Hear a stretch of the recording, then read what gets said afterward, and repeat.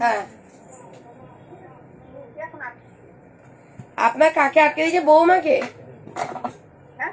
বৌমাকে আটকে দিয়েছে?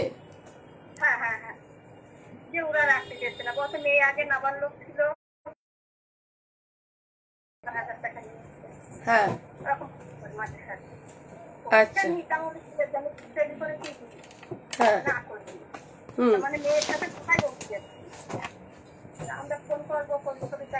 কোথায় কোথায় আপনার ছেলের শ্বশুর বাড়ি? কোথায় আপনার ছেলের শ্বশুর বাড়ি?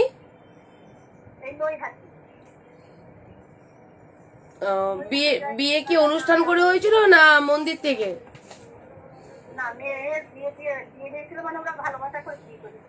হ্যাঁ, ক মাস ছিল আপনার কাছে? আমার বিয়ে হয়েছে তাও 4-5 বছর হয়ে যাচ্ছে। 4-5 বছর হয়ে যাচ্ছে বিয়ে হয়েছে। একটা ছেলেও হয়েছে, 3-3.5 বছর বয়স ছেলে। ও নতুন বিয়ে নয়, ব্যানারটা টাঙাতে হবে। ঠিক আছে, আপনি একটা কাজ করুন, আমি তো এখন অফিসে এসেছি, অফিসে ক্লায়েন্ট আছে, আপনি এই নেক্সট মঙ্গলবার, হ্যাঁ সামনের মঙ্গলবার আপনি আসুন।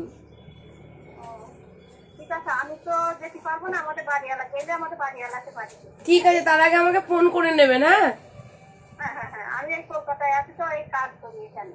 ঠিক আছে, আপনি আমাকে ফোন করে নেবেন। সকাল 11:30টার পর থেকে 1:30টা পর্যন্ত ফোন করতে পারবেন। রাখলাম দিদি।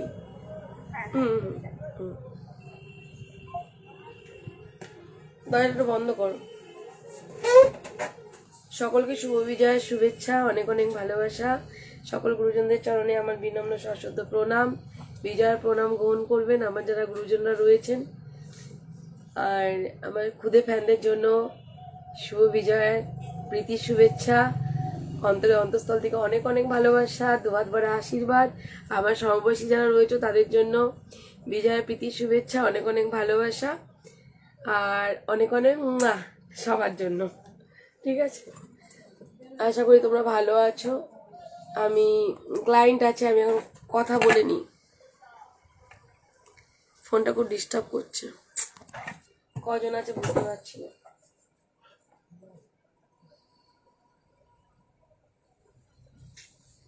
হয়নি?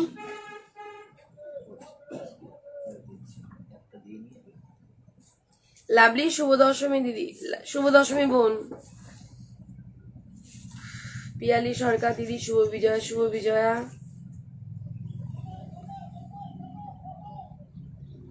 কজন আছে দেখতে পাচ্ছি না, দাঁড়াও এক সেকেন্ড।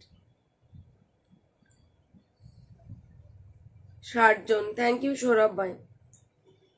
একটা জিনিস আমি দেখেছি, সৌরভ সবসময় খুব প্রথমেই সৌরভ আসে, সৌরভ বসেই থাকে ফোনটা খুলে না।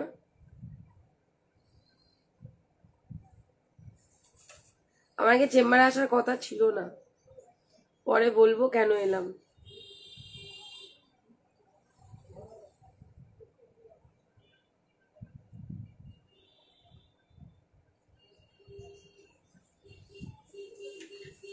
বুঝছে, সব ফেড আপ হয়ে গেল, ওরা যাবে আবার কিসে 4টে থেকে নো এন্ট্রি।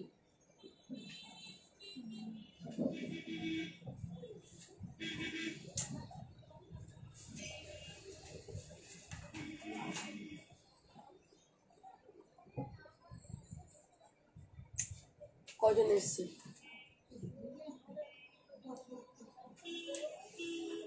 তাড়াতাড়ি না হোক, ওদের নো এন্ট্রি। 4টের পর থেকে নো এন্ট্রি না, বিসর্জন হবে ঠাকুর, আমাদের কৃষ্ণনগর পুরো নো এন্ট্রি হয়ে যাবে।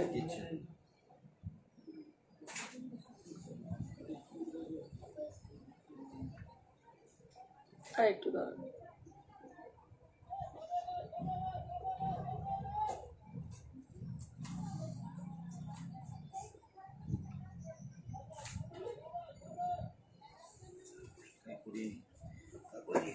ওইটা লেখা, ওইটুকু লেখাটা বাদ থাকলো কেন? একটাই তো লেখা বাকি আছে।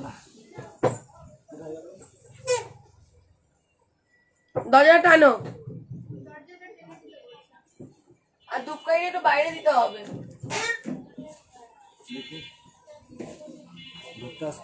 জ্বলছে, ভালো জ্বলে না। চেম্বার চুরি হয়ে গেছে না, এখন ঠাকুর এসে স্বয়ং দর্শন দিচ্ছে, ওই জন্য এতক্ষণ ধরে চলছে। বুঝে না, চেম্বারটা বন্ধ করিস না, আমি আছি এখানে।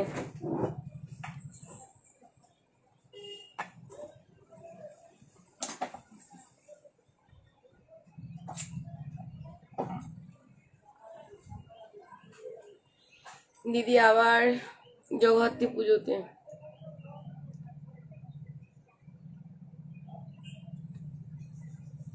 ডান্স করবে? ওকে, ঠিক আছে। সোনালী এন্টারপ্রাইজ, ঝুমা দত্ত, শুভ বিজয়ের শুভেচ্ছা। শুভ বিজয়ের শুভেচ্ছা দিদি, প্রণাম নেবে তুমি। সোহিনী, শুভ বিজয় দিদি, তুমি আমার প্রণাম নিও, তুমি আমার অনেক অনেক ভালোবাসা নিও সোহিনী। বাসুদেব দাস, শুভ বিজয়ের আন্তরিক অভিনন্দন জানাই ম্যাডাম। থ্যাংক ইউ, আপনাকেও শ্রদ্ধার সাথে প্রণাম জানাই, আপনি আমার প্রণাম গ্রহণ করবেন। শুভ বিজয় দাদা। দিশা পাল, আচ্ছা 79, থ্যাংক ইউ। আমার এখানে 11 জন দেখাচ্ছে, ঠিক আছে। অদ্রিজা চৌধুরী, শুভ বিজয় দিদি, শুভ বিজয় মনা।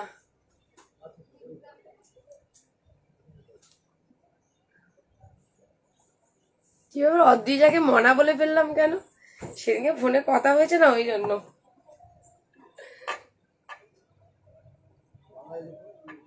একশো 10 জন, আমাকে দেখাচ্ছে 11 জন।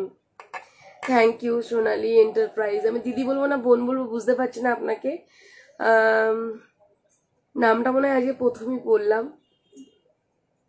বিনা পানি, নমস্কার দিদি। নমস্কার সৌরভ, রিঙ্কি, ও দিদি আমার প্রণাম নিও দিদি। শুভ বিজয়া, শুভ বিজয়া, সকলকে শুভ বিজয়ের অনেক অনেক ভালোবাসা। তোমরা খুব আনন্দ করো, সিঁদুর খেলো। আমি তো খেলতে পারলাম না, আমার কপালে নেই। আমি এবছরটা ভেবেছিলাম একটু রাজবাড়ি যাব, একটু সিঁদুর খেলবো, ঠিক আছে, বান্ধবীদেরকে ফোন করব, কিছু হলো না। সেটা পরে, দুঃখের কথা পরে জানাচ্ছি, আগে কাজটা সেরে নি। মনটা চঞ্চল হয়ে রয়েছে, মানুষ অনেকক্ষণ ধরে এসে অপেক্ষা করছেন সে বিষয়ে। মানে একজন এসছেন, আমি জানিই না। আমি তো, রিঙ্কিরা ঢুকেছে মানে 5:30, আমি ঢুকেছি তখন কটা বাজে, 8:30, 8:35 এরকম টাইমে ঢুকেছি। ঢুকে একদম পাগলের মধ্যে এসে শুয়ে পড়েছি। তার মধ্যে খিদের পেট ছিল, রাতে কোথাও কিছু খাইনি, ঠিক আছে। সোনালির ফুটিটাও খাওয়া হয়নি, এতো খালি পেট ছিল, গা পাকা ছিল প্রচন্ড। এসে শুয়ে পড়েছি, শুয়ে পড়ে এখনো পর্যন্ত কিছু খাওয়া নেই। মানে আজকে শুধু জলটা খেয়ে বেরিয়েছি আমি, এখন কিচ্ছু খাওয়া হয়নি। দেখি একটু রুটি খাবো, ভাত টাত সব বেড়ে দিল, তারপরেও আমার কিছু খাওয়ার টাইম পেলাম না। শুভ বিজয়া, পরে বলছি লাভলি আমার দুঃখের কথা, আর বলো না। বলবো দুঃখের কথাটা বলবো। সবাই সুখের কথা বলে, আমি দুঃখের কথা বলবো, দাঁড়াও।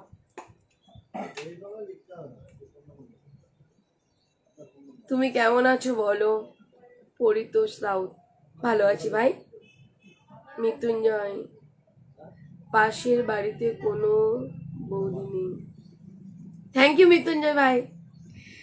মোহিনী দিদি, তুমি আমার প্রণাম নিও, তুমি আমার অনেক অনেক ভালোবাসা নিও মোহিনী। তোমার কমেন্ট গুলো ভীষণ হার্ট টাচ করে, ভীষণ ভালো লাগে তোমার কমেন্ট গুলো। যদিও তোমার ডিপিতে কিছু খুঁজে পাইনি, বুঝতে পারছি না, তবে তোমার প্রোফাইলটা দেখছিলাম একদিন। যাদের কমেন্ট গুলো হার্ট টাচ করে তাদের কমেন্ট গুলো আমি একটু পড়ি, আর পড়ার সাথে সাথে আবার তাদের প্রোফাইলে যদি সময় পাই তো একটু দেখি। আজকে আমি কি বলবো, সিঁদুর খেলাটা ভীষণ মিস করবো, আর কিছু না। संगीता मेहता, मैम आप कैसे हैं? आपका पूजा कैसे गया मैम? मैं बढ़िया हूँ, मेरा पूजा चल रहा है अभी।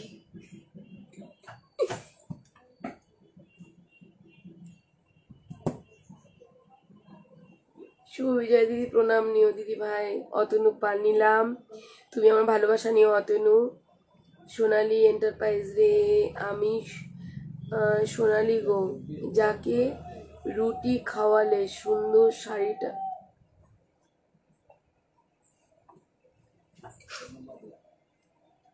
আচ্ছা আচ্ছা, রিলসটা ছাড়া হয়নি, রিলসটা ছাড়বো, দাঁড়াও। হয়নি, অনেক কথা আছে জমানো সোনালি, দাঁড়াও আমি এই কাজটুকু সামলে নি, ঠিক আছে, তারপরে আমি বলছি। থ্যাংক ইউ, বুঝতে পেরেছি, আপনার পরিচয় পেয়ে গেছি। কি শাড়ি দিয়েছি তোমাকে আমি পরে দেখাচ্ছি মানুষকে, দাঁড়াও।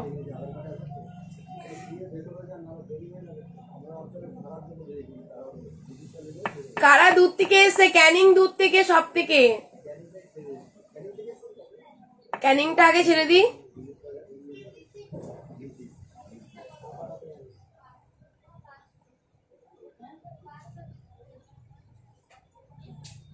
আর বলেন না, ইউটিউব দেখে একজন এসেছেন, সকাল থেকে দাঁড়িয়ে আছেন, কোনো ফোন নেই, কিছু নেই। আর একজন এসছেন আগরতলা থেকে, তার জন্য ওনাদেরকে খোঁজ পেলাম। আমি তো বসবই না আজকে, আমি পরে শোনাবো।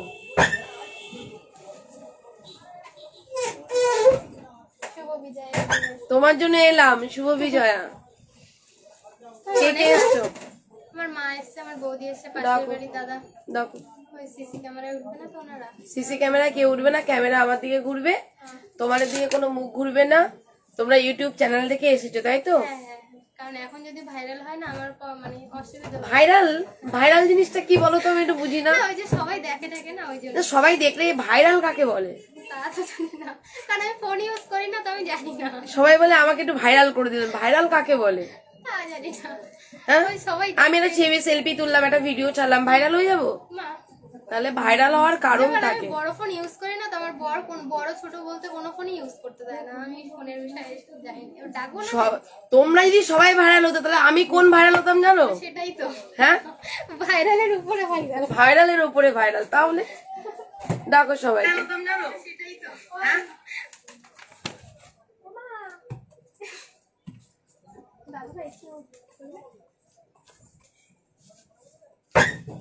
বৌদি সবাইকে ডাকো, ভিতরে ডাকো, ভিতরে ডাকছে সবাই, ভিতরে ডাকো। আর ওনাদেরকে বলো, ওনাদেরকে এই আগরতলা থেকে আসার কথা ছিল, ওনারা এসেছেন?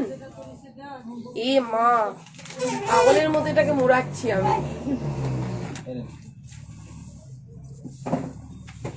ও মা, দাদা সবাই আসো, ডাকো। ঘুমের করে দেখি উল্টো পাল্টা করবো। কোনো কিছু লাগানো নেই, কোনো সমস্যা নাই, আসো।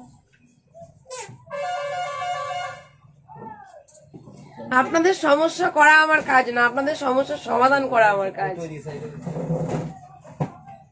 হ্যাঁ, আমি আরো ঘাবড়ে যাচ্ছিলাম, কারণ আমার বেশি কিছু মানে মনে থাকে না তো। তুমি আরো ঘাবড়ে যেতে যদি ওনারা না আসতো। ওটাই কথা।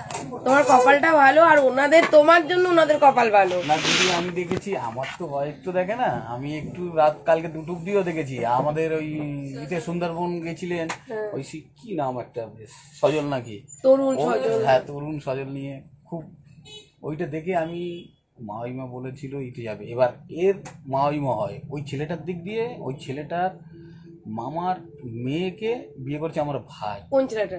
ওই মানে আমার এর যে, হ্যাঁ, ও, সেই দিক দিয়ে ময় ময়। এবার এনেকে কি বলছে যে আমরা এ জামাই, নতুন জামাই মেয়ে। এবার আমার পাশের বাড়ি ভাড়া থাকে দিদি ভাই, এবার আমি মধ্যম গ্রামে কাজ করি। এবার এদের সুবিধা অসুবিধা আমাকে জানায়। এবার আমি বাড়ি থাকলে যতক্ষণ থাকি ততক্ষণ এদের সাথে আমার সাথে একটা বিরাট, বাড়ি গেলে এখান থেকে ফোন করি, খাবার খাবার রেডি করে, মানে আমাকে প্রচুর। আর মেন হচ্ছে আমাদের ওখানে এর হয়ে কেউ কথা বলবে না দিদি, এর বিরোধী সব সময় পাড়ার লোক, যেটা মেয়েটি। হ্যাঁ। এখন একটা বাচ্চা, একটা বউ, আমার মা বিধবা, আমাদের পিছনে ঠিক আছে, আমরা শুনে নেব। আগে একটু বলে নি তোমাদেরকে। সবার আগে বলো যে তুমি এসেছো কটায়, এটা ধরো। বাড়ি দিয়ে ও 8টা 20 ট্রেনটা ধরে এসেছি। না, আমি বেরিয়েছি। এখানে ক ঘন্টা ওয়েট করছো? এখানটায় একটাই এসে পৌঁছেছি, 3-4 ঘন্টা ওয়েট করছো, তাই তো? আর ইউটিউব দা, ওটা কি করে লাগাতে হবে দেখিয়ে দিচ্ছি। আমি নিয়েছি তো, এই যে ক্লিপ। আচ্ছা, এবার যেটা তোমাকে বলার সেটা হলো কি, তোমরা ইউটিউব চ্যানেল থেকে চলে এলে, এবার আমার তো কোনো ফোন নাম্বার নেই তোমাদের কাছে, তাহলে এবার তোমরা যদি কি হতো, ওরা যদি না আসতো? আমরা ভেবেছিলাম এই চেম্বারে এসে পাবো হয়তো এখানে। আমি এই চেম্বার তো আমি খুলতাম, কিন্তু আমি ঢুকেছি সকাল 8:30টায়, ওই জন্য ঠিক আছে? এবার প্রতিদিন জার্নি করছি, সকাল 8:30টায় ঢুকেছি, ঢুকে এই যে ইনারা আসবে কথা দিয়েছিলাম বলে আমি তো কারো নাম্বার সেভ করি না। এবার আমার কথা হলো কি, ফোন প্রত্যেকটা ফোন আমি ঘুমাইনি, কিন্তু প্রত্যেকটা ফোন আমি তুলছি এক ফোনে, কারণ আমি ভাবছি বলে ওনাদের কথা দিয়েছি, আর কাউকে কথা দিইনি।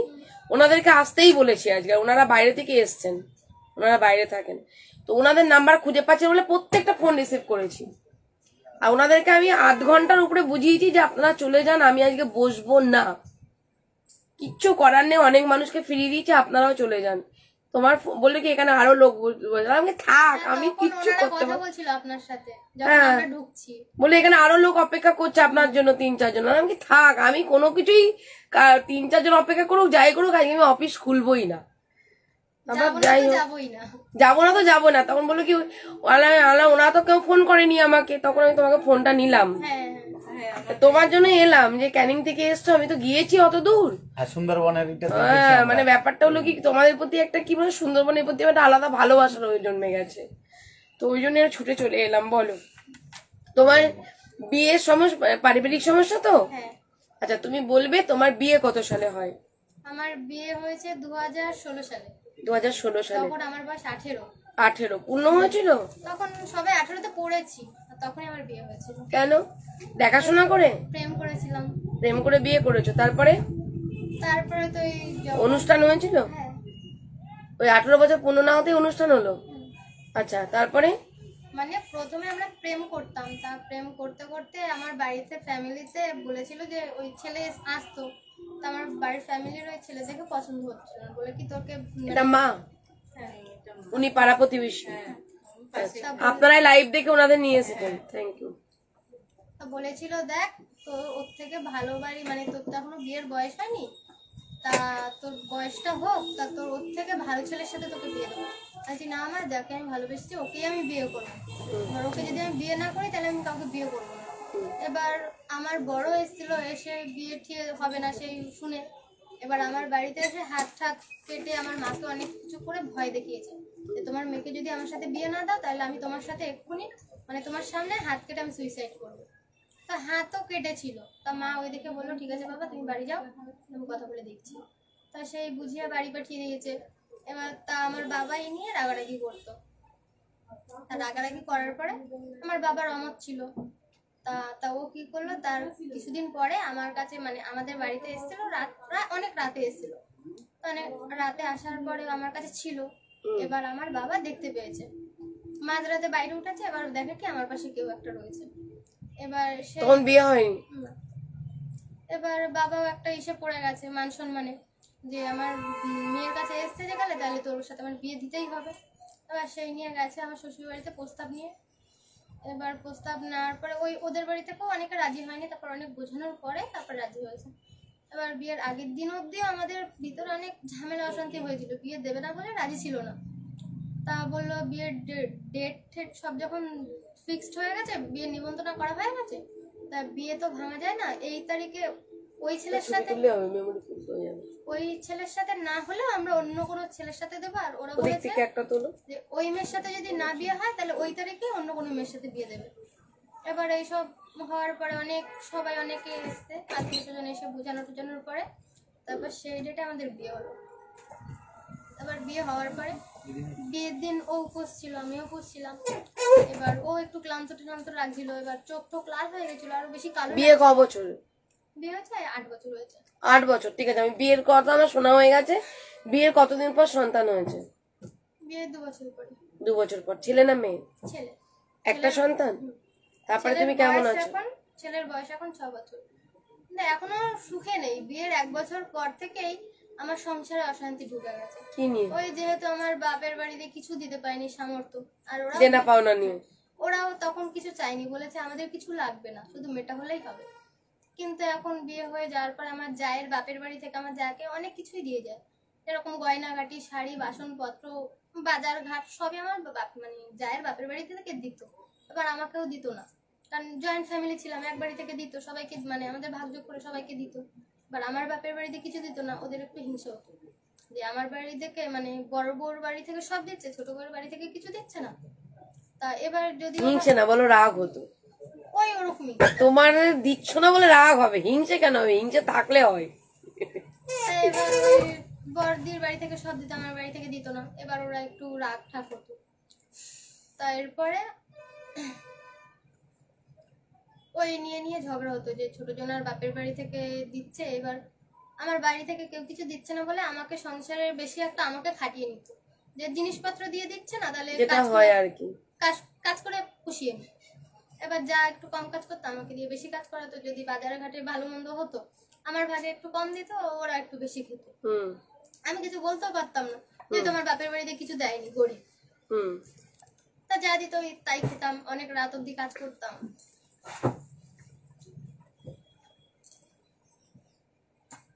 বুঝতে পারছি। তারপরে ওই নিয়ে অনেক তুই জল খাবে? শঙ্কর একটু জল দাও না। এ না, জল খাও। দান তো, জল দান তো। এখানে এসছো, কিছু একটা হবে, চিন্তা করো না। কান্নাকাটি করবে না, মনকে শক্ত করতে হয়। মেয়েরা তো মা দুর্গার রূপ, অন্যায় না করলে দুর্গার রূপ ধরতে হয়, তাই না? তোমার তো অন্যায় নেই, অন্যায়ও করেছে, অন্যায় থাকলে বলে দেবে, ব্যাস হয়ে গেল। অন্যায়ও করেছে। আমি বড় একটা বিশাল বড় একটা অন্যায় ওটা বলে দেবে অন্যায়টা, রাগের মাথায়। ঠিক আছে, অন্যায়টা বলে দেবে, সত্য কথা বলবে, এখানে অন্যায়টাকে স্বীকার করবে, আমি তোমার পাশে আছি। নিজের জিনিসটা লুকিয়ে গিয়ে অন্যের দোষটা বলবে, তাহলে আমি কারো পাশে নেই। কারণ দাদা আমার লাইভ দেখেন, উনি ভালো জানেন আমি সৎ পথে চলবো, সত্য কথাটা শুনবো, সত্য উদ্ঘাটন করে নিরপেক্ষতার সাথে কাজ করব। কারণ তোমার একটা কাজের জন্য আমার রেপুটেশন তো নষ্ট করবো না, না, তাই না? আগে ধরো তোমাকে তুমি কাঁদছো, তোমাকে খুব ভালোবাসলাম, তোমার জন্য আমি এগিয়ে গেলাম, কিন্তু যদি তুমি মিথ্যা কথা বলো সেখানে কোনো আমি অপমানিত হবো, তখন তো আমি তোমাকে ভালোবাসবো না। নিজেকে আগে ভালোবাসতে হয়, তবে অন্যকে ভালোবাসা যায়। আমি নিজেকে ভালোবাসবো, নিজের সম্মান দেখবো, তোমার সম্মান ফেরাবো, তাই না? বলো, সত্যটা বলো। তারপরে ওই নিয়ে ঝগড়া অশান্তি, ওই কাজ বাজ নিয়ে আমি বেশি করতাম, উনি কম করতো। এবার আমারও একটু হতো যে আমি বেশি একটা কষ্ট করছি, বড় বউ ওরকম করছে, কম বেশি একটা করছে, এরকম তোমরা দেখছো দুই বউরে দুই রকম করে। এই নিয়ে অনেক ঝগড়াঝাটি অশান্তি হয়েছে। তারপরে ঝগড়াঝাটি অশান্তি করতে করতে আমার বাপের বাড়িতে তুলে দিয়ে এসছে। এবার কদিন থাকতে থাকতে তারপর আবার নিয়ে এসছে, মানে এরকম আপ ডাউন হয়, বাপের বাড়িতে তুলে দিয়ে আসবে আবার বাপের বাড়িতে নিয়ে আসবে। জানে তো বাপের বাড়ি থাকার জায়গা নেই, না থাকে ভাড়া বাড়ি, সে তো এখানেই আসতে হবে। তো ঝগড়াঝাটি হওয়ার পর ফোন করলে আবার চলে যেতাম। তারপরে এই গেল, এবার বিয়ে 1 বছর হতে না হতে, মানে বিবাহবার্ষিকী তো সবাই একটা আশা থাকে। এবার বিবাহবার্ষিকী এসছে, বিবাহবার্ষিকী আমার বরকে আমি বলেছি দেখো 1 বছর তো হতে যায়, সবাই সবাইকে মানে সব বউরে সব স্বামীরা অনেক কিছু দেয়, তুমি আমাকে কিছু দেবে না? তা বললো ঠিক আছে আমি দেখছি। এই বলে আমাকে মানে এরকম কিছু একটা বলে, যেদিন বিবাহবার্ষিক সেদিন বিকেলবেলা আমার স্বামী আমার জন্য একটা মানে শাড়ি কিনতে গেছে। এবার শাড়ি কিনতে গেছে, সঙ্গে আমার ছোট ননদ, আমার যা, এরাও এদের নিয়ে গেছে। এবার এবার আমার জন্য একটা শাড়ি কিনে নিয়ে এসেছে। এবার আমার শাশুড়ি শ্বশুর কেউ জানে না যে আমার জন্য শাড়ি কিনতে গেছে। এবার আমাকে এসে বলে কি যে অর্পিতা উজ্জ্বল কোথায়? আনছি মা তোমার ছেলে তো বাজারে গেছে। বলে কি করতে? আনছি বিবাহবার্ষিক, তাই একটা শাড়ি আনতে গেছে। কত সালে? ওই 16-17 2017। তোমার বিয়ে হয়েছে কত সালে বলবে? 2016-তে। 16তে। ঠিক আছে, তুমি 16টা বাদ দাও, 17টা কিছুটা বলো, 18 বলো, এই করতে 23। তোমার লাস্ট বেরিয়েছো কবে বাপের বাড়ি থেকে? লাস্ট এই শ্বশুর বাড়ি থেকে 2023 সালে না 2022 সালে না? 2023-এ কিছুদিন আগে ঝগড়া হয়েছিল, তখন আমি বাপের বাড়ি থেকে। তুমি এবার কি বল জিসটুকু বলো, মানে তোমার ওখান থেকে যে অশান্তিটা, লাস্ট অশান্তিটাই কিন্তু মেন আমার। কি বললাম? তার মাঝখানে যে যে টর্চার গুলো, যেমন তোমাকে বেশি কাজ করাতো, তোমার বাড়ি থেকে দেনা পাওনা চাইতো, ওই যার বেশি পেতো বলে তাকে একটু অন্য নজরে দেখতো, তোমাকে অন্য নজরে দেখতো। ধরে নাও আমি বলে দিলাম যে আমি বুঝেছি যে তোমাকে ছোট মাছের পিসটা দিত, তাকে একটু বড় মাছের পিসটা দিত, মানে ভালোবাসাটা এরকম। তারপরে হলো কি এইসব যাওয়ার পরে মানে ঝগড়া অশান্তি হওয়ার পরে ওই নিয়ে যাওয়া করতো। আর নিতে আসলে আমি আবার চলে যেতাম, কারণ থাকবো কোথায়, মার সামর্থ্য নেই রাখার। এবার সেই ভেবে আমি আবার চলে যেতাম। এবার যাওয়ার পরে তারপর বছর পরে আমার মামা শ্বশুরের মেয়ে এসছে। এবার মামা শ্বশুরের মেয়ের সাথে মামি শাশুড়ি এসছে, যে ওরা নাকি ওই মানে বাংলাদেশ থেকে আমাদের এই ভারতে এসছে। এবার ভারতে এসছে, এবার উনি শুধু মেয়েকে রেখে যাবে না, মানে বেড়াতেই এসেছিল যে বাংলাদেশ থেকে এই দেশে এসে মেয়েকে বিয়ে দেবে। এবার বিয়ে না দিয়ে উনি যাবে না। এবার বলছি কি তাহলে একটা সম্বন্ধ দেখো, আমার মেয়েকে আমি বিয়ে দিয়ে তারপর যাবো। তা উনি সম্বন্ধ দেখতে দেখতে ঝড়খালিতে একটা সম্বন্ধ দেখেছে। সম্বন্ধ দেখার পরে ওই ঝড়খালির ছেলেটার সাথে বিয়ে দিয়েছে। এবার বিয়ে দেওয়ার পরে বিয়ের প্রথম রাতেই ঝগড়া অশান্তি, বিয়ের না ফুলসজ্জার রাতের দিন ঝগড়া অশান্তি। ওই বাড়িতে মেয়ে থাকবে না, মেয়ে ছেলের সাথে সংসার করবে না। ওইখানটা অনেক ঝগড়া অশান্তি করার পরে ওই বাড়ি থেকে তার পরের দিন চলেছে। কার? আমার ননদের, আচ্ছা, যে বাংলাদেশ থেকে আসছে। এবার আসার পরে ঝগড়া অশান্তি ওই ফুলসজ্জার রাতের পরের দিন চলে এসছে একা একা। তা আসার পরে ওই ছেলের সাথে সংসার করবে না, ছেলেকে পছন্দ না। তা আসার পরে আমার শাশুড়ি শ্বশুর সবাই মেনে নিয়েছে, ঠিক আছে তুই যেগুলো সংসার করবি না তো থাকি এখানে। এবার থাকতে থাকতে আমার স্বামী ওকে বুঝাতে বুঝাতে আমার স্বামী ওর প্রেমে পড়ে গেছে। হ্যাঁ, আমার ননদের প্রেমে পড়ে গেছে আমার বর, মামা শ্বশুরের মেয়ে, ওর নাম প্রিয়াঙ্কা। তো ওর প্রেমে পড়ে যাওয়ার পরে এবার আমি তো প্রথম জানতাম না যে ভাই বোনের সম্পর্ক, আমি কোনোদিন শুনিও নি দেখিও নি। তাই আমি প্রথম বিশ্বাসও করতাম না, যদিও বা দেখতাম ভাবতাম কি ভাই বোন। তারপরে ওই ভাই বোনের একটু একটু প্রেম হতে হতে আমি যদিও বা কোনো কিছু ভুল ভবিষ্যৎ আমার চোখে পড়েও যেত, আমি যদি জিজ্ঞাসা করতাম তোমার মনটা এরকম ছোট কেন, ভাই বোন আমরা, তুমি এরকম সন্দেহ করছো কেন আমাদের। তা আমিও আবার মনটাকে সান্ত্বনা দিতাম যে ভাই বোন এইসব কিছুই হতে পারে না। তা এরকম চোখের সামনে কেমন ধরনের জিনিস দেখতে, যে যে ধরনের জন্য তোমার মনে হলো, যতটুকু বলা সেটাই বলবে। এই যে প্রথমে হলো গিয়ে আমি কিছুই দেখতাম না, মানে আমি অতটাও পাপিয়ে মানে সন্দেহ আমি ওদের করতামই না বলতে গেলে, কারণ ওই ননদের সাথে আমার খুব রিলেশন ভালো ছিল। যেহেতু আমি ওদের সন্দেহ কিছু দেখলেও আমি বিশ্বাস করতাম। এবার মানে ঝগড়া অশান্তি হলে পরে আমার বাপ মানে বর আমাকে বাপের বাড়ি পাঠিয়ে দিত, আর আমি বাপের বাড়ি চলে যেতাম। এবার চলে যাওয়ার পরে তারপরে নাকি আমার বাড়ি আসতাম, বাড়ি আসার পরে বলতো কি আমার যা বলতো, দেখো অর্পিতা আমি একটা তোমাকে কথা বলবো, রাগ করবে না তো? আমি কি বলো? তা বললো আমি না তোমার মানে উজ্জ্বল আমার বরের নাম। তা বলতো কি যে আমি না উজ্জ্বল আর প্রিয়াঙ্কার সম্পর্কটা না তেমন ভালো আমি দেখছি না। কে বললো? আমার বড় যা। আচ্ছা কেন দি? বলে এরকম এরকম তুমি ঝগড়া করে বাপের বাড়ি চলে যেতে, আর ওরা দুই ভাই বোন এক ঘরে থাকতো, আর রাত্রেবেলা না আমি অনেক কিছুর আওয়াজ পেতাম যে দেখো দি এরকম তো ভাই বোন হতে পারে না, যেহেতু ওরা ভাই বোন, ঠিক আছে এরকম এরকম আমাকে বলতো আমার যা। তা বলে কি যে ও যদি না খায় তোমার হলো গিয়ে উজ্জ্বল ওকে ভাত মাখিয়ে খাইয়ে দেয়, যদি রাগ ঠাক হয় কি সুন্দর বুকে জড়িয়ে ওরা সান্ত্বনা দেয় বোনকে। এরকম কোন দাদা কোন বোনকে দেয় বলো তো? আর কোন দাদা এখন ইয়াং বয়সে দুই ভাই বোন এক খাটে ঘুমায়, ঠিক আছে। এবার আমিও বলতাম দেখো দি ওসব সন্দেহ করো না, যত সন্দেহ করবে মনে তত সন্দেহ বাড়বে, সন্দেহ করবে না দেখবা কিছুই হবে না। আমি দিদিকে সান্ত্বনা দিতে দিতে দেখছি কি আমার চোখে ওরকম কিছু একটা পড়ছে। এবার আমি যে ঘরে চলে যেতাম মানে ঘর থেকে বেরিয়ে যেতাম, ওরা দুজন ঘরের দরজা দিয়ে দিত। এবার যে হঠাৎ করে ঢুকতাম দেখতাম কি দুই ভাই বোন কি সুন্দর জড়িয়ে রয়েছে। এবার তারপরে গেল, তারপরে আমি মানে একদিন এমন হয়েছে যে আমার বর বলে কি যে অর্পিতা তোমরা মানে আমি ছেলে আর ওই প্রিয়াঙ্কা ননদ এক খাটে শুয়েছি, বলে তোমরা ঘরে শো আমি বারান্দার খাটে শুই। এই বলে আমাদের তিনজনকে ঘরের খাটে শুয়ে দিয়েছে। এবার ও দেখি কি মাঝরাতে দরজা খুলে মাঝরাতে এসছে। এবার আমি টের পাচ্ছি, এবার দেখি কি আমার ছেলে এক কোনায় রয়েছে, আমি তার পাশে, আর আমার ননদ এক কোনায়, আমি মাঝখানে। এবার দেখি কি আমার বর রাত্রেবেলা চুপি চুপি এসে আমাদের দুজনের মাঝখানে শুয়েছে। আমার বর মাঝরাতে আমাদের দুজনের মাঝখানে শুয়েছে। এবার দেখি আমার গায়ে একটা পা, আমার বোনের মানে ননদের গায়ে একটা পা। আচ্ছা, আমাকে শুয়েছে এখানে, আমার বর মানে ননদকে শুয়েছে এখানে। এবার আমি তো জানি যে আমি ওর বুকে শুয়ে রয়েছে। এবার আমার ননদ যে হয়েছে এটা আমি দেখিনি, খেয়াল করিনি, লাইট মানে অন্ধকার ছিল। দুজনকেই বুকে মাথা দিয়ে শুয়েছে। দুজনকে সান্ত্বনা দিচ্ছে। কি সান্ত্বনা দিচ্ছে? ওই যে ওই মাঝখানে এসছে, এ ভাবছে যে ও শুধু আমার বয়ের গায়ে শুয়েছে, ও আচ্ছা, আর আমি ভাবছি না আমার বয়ের গায়ে শুধু আমি শুয়েছি। ঠিক ঠিক।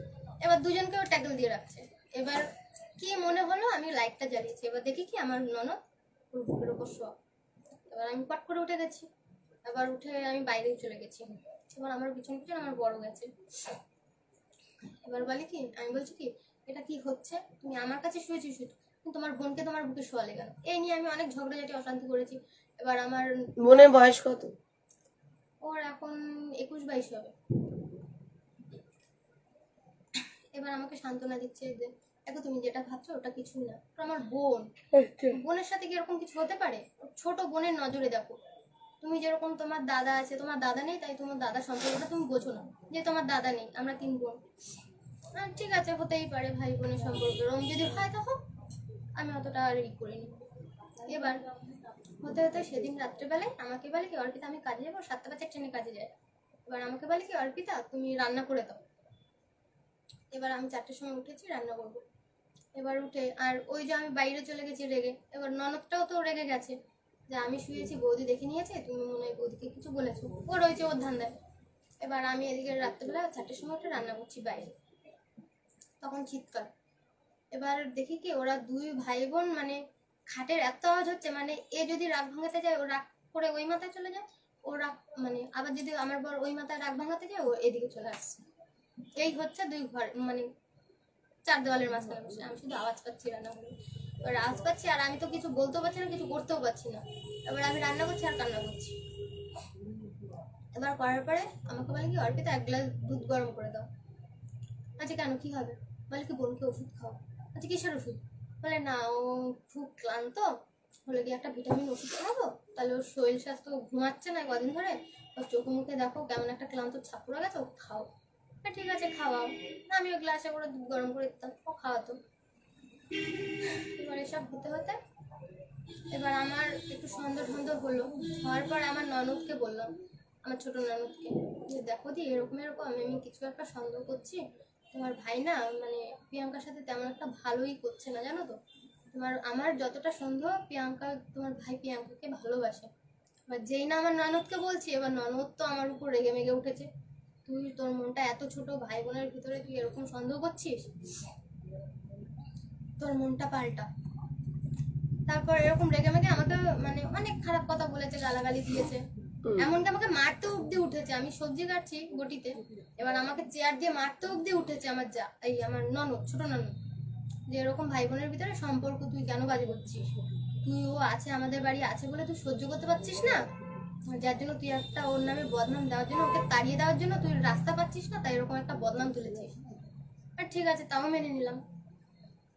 মানার পরে এরকম মানে ঝগড়া অশান্তি হতে হতে ওর মানে ওকে পাঠিয়ে দিল আমার ঝড়খালি আমার মাসি শাশুড়ির বাড়িতে। এবার মাসি শাশুড়ির বাড়ি চলে যাওয়ার পরে এবার ওরা ফোনে কথা বলতো, রাত 12টা-1টা অব্দি ফোনে কথা বলতে চলে যেত ফাঁকা মাঠে বা কোনো ফাঁকা রাস্তায়। এবার আমি রাত 12টা-1টা অব্দি ওই কখন আসবে তখন ঘুমাবো, আমি জেগে থাকতাম। এবার যখন দেখতাম না আসতো না, তখন একটু মাঝে মাঝে একটু রাস্তায় গিয়ে উঁকি মেরে দেখতাম, যদি না আসে তা আমি আবার চলে আসতাম, আর যদি আসে তো আসলো, আমি ঘুমিয়ে থাকলাম। ওর অপেক্ষা করতে করতে আমি একদিন রাস্তায় গেছি।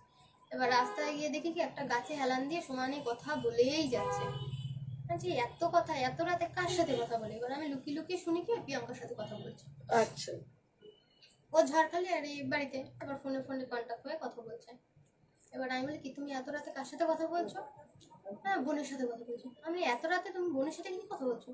বলো না এমনি কথা বলছিলাম, ওখানে গেছে ওর ভালো লাগছে না তাই, তার জন্য কথা বলছো।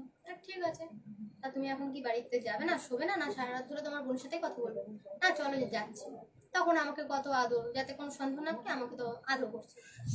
ঠিক আছে, তারপরে এই কথা বলার পরে অনেক ঝগড়াঝাটি অশান্তি করার পরে আবার ফোনে কথা বলাটা বন্ধ দিয়েছে। আমি অনেক সময় ফোন করে নিতাম বা নাম্বার চেক করতাম, তো তাই মানে আমাকে ফোন দিত না, ফোনের পাসওয়ার্ড মেরে রাখতো লক, যাতে আমি না খুলতে পারি। আমাকে ফোন দিত না তখন, আর না দেওয়ালে তারপর আমি সবাইকে মানে বাড়িতে বলার পরে ফোন করাটা একটু কমেছে। এবার ফোন করাটা করার পরে এখন প্রিয়াঙ্কা এসছে আমাদের বাড়িতে। আসার পরে ওই বারান্দার খাট দিয়ে আমাদের ঘরের কাছে সব দেখা যায়, আর ও বসতো ঠিক বারান্দার খাটে। বর থাকতো ঘরের খাটে, তো বারান্দার খাট দিয়ে ঘরের খাটে চোখে চোখে ওদের কথা হতো। আমার কথা হতে হতে এবার একদিন মানে কথা বলতে আমি বারণ করেছিলাম, দেখো প্রিয়াঙ্কা তোমার জন্য এত ঝগড়াঝাটি অশান্তি, তা তুমি আমাকে একটা কথা দাও। বলে কি বৌদি? আছি দেখো প্রিয়াঙ্কা, তুমি আসার পর থেকে আমার সংসারে অনেক ঝগড়াঝাটি অশান্তি হচ্ছে, তা তুমি কথা দাও যে তুমি এরকম আর করবে না, আমাদের ভিতরে আর তুমি থাকবে না। তারপরে ঠিক আছে বৌদি, আমি তোমাকে কথা দিলাম। আমি বলছি শুধুমাত্র কথা দিলে হবে না, তুমি আমাকে মানে হাতের উপর হাত রেখে দাও, কথা বলো, প্রমিস করো। হ্যাঁ। এবার কথা রাখতে গেছে, তখন আমি হাতের উপর গীতা রেখেছি। আচ্ছা দেখো আমার হাতের উপর কথা রাখলে হবে না, আমার হাতের উপর গীতা আছে, গীতা ছুঁয়ে তুমি প্রতিজ্ঞা করো। তো বললো ঠিক আছে বৌদি, আমি তোমার গীতা ছুঁয়ে প্রতিজ্ঞা করছি যে আমি দাদার সাথে কোনোদিন কথা বলবো না। ঠিক আছে, এই নিয়ে আমি সান্ত্বনা দিয়ে রইলাম যে আমার বর মানে প্রিয়াঙ্কা আমার বরের সাথে কথা বলবে না।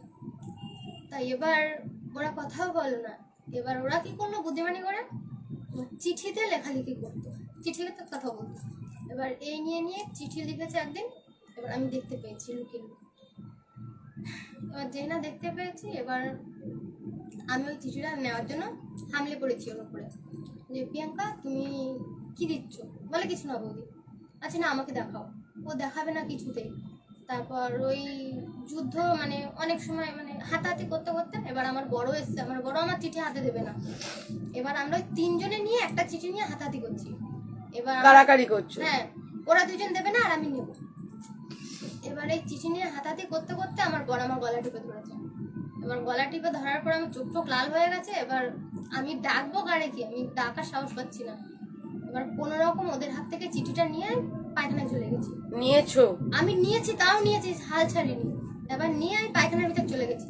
এবার পায়খানার ভিতর চলে গিয়ে আমি মুখের ভিতর ঢুকিয়ে নিয়েছি, দলামচা করে মুখের ভিতর ঢুকিয়ে নিয়েছি। এবার ওদের বলছে আমি চিঠিটা পড়ে আমি ছিঁড়ে ফেলে দিয়েছি। এবার ওরাও তাই বিশ্বাস করেছে, ছিঁড়ে ফেলে দিয়েছি। এবার চিঠি যে আমার মুখে ওরা আর দেখেনি। এবার চিঠিটা ওই করে আমি লুকিয়ে রেখে দিয়েছি। এবার বলে আচ্ছা কি প্রিয়াঙ্কা তুমি যে আমাকে কথা দিলে, কথার কি হলো তাহলে? তুমি যে আমার হাতের উপর গীতা রেখে কথা দিলে যে তুমি কথা বলবে না, তা এটা কি করছো? তা বলে বৌদি আমি তোমাকে বলেছি মুখে কথা বলবো না, আমি চিঠিতে কথা বলবো না, সেটা তো আমি তোমাকে কথা দিইনি। ও মাই গড। আমি বলছি তুমি এত গভীর জলের মাছ, তুমি এরকম করতে পারো? এরকম করার পরে আমি বলছি তুমি এখান থেকে কি চলে যাবে তোমার মাসির বাড়ি? মানে ওর পাশে আমার মাসির বাড়ি আছে। তুমি এরকম করবে আমাকে মানে সংসার করতে দেবে না, আমাকে এই করবে, এরকম করবে? দেখো তুমি যদি সংসার করতে চাও তাহলে তুমি সংসার করো, দেখো আমি তোমাদের ভিতরে মানে পথের কাটা হয়ে থাকবো না। তুমি যদি সংসার করতে চাও তোমার দাদার সাথে তুমি করো, মানে কথা মানে সংসার করো, তাহলে আমি বাপের বাড়ি চলে যাবো। আমি তোমাদের ভিতরে সংসারে অশান্তি থাকবো মানে কি করবো। এবার আমি বলছি তাইলে তোমরা কি চাও?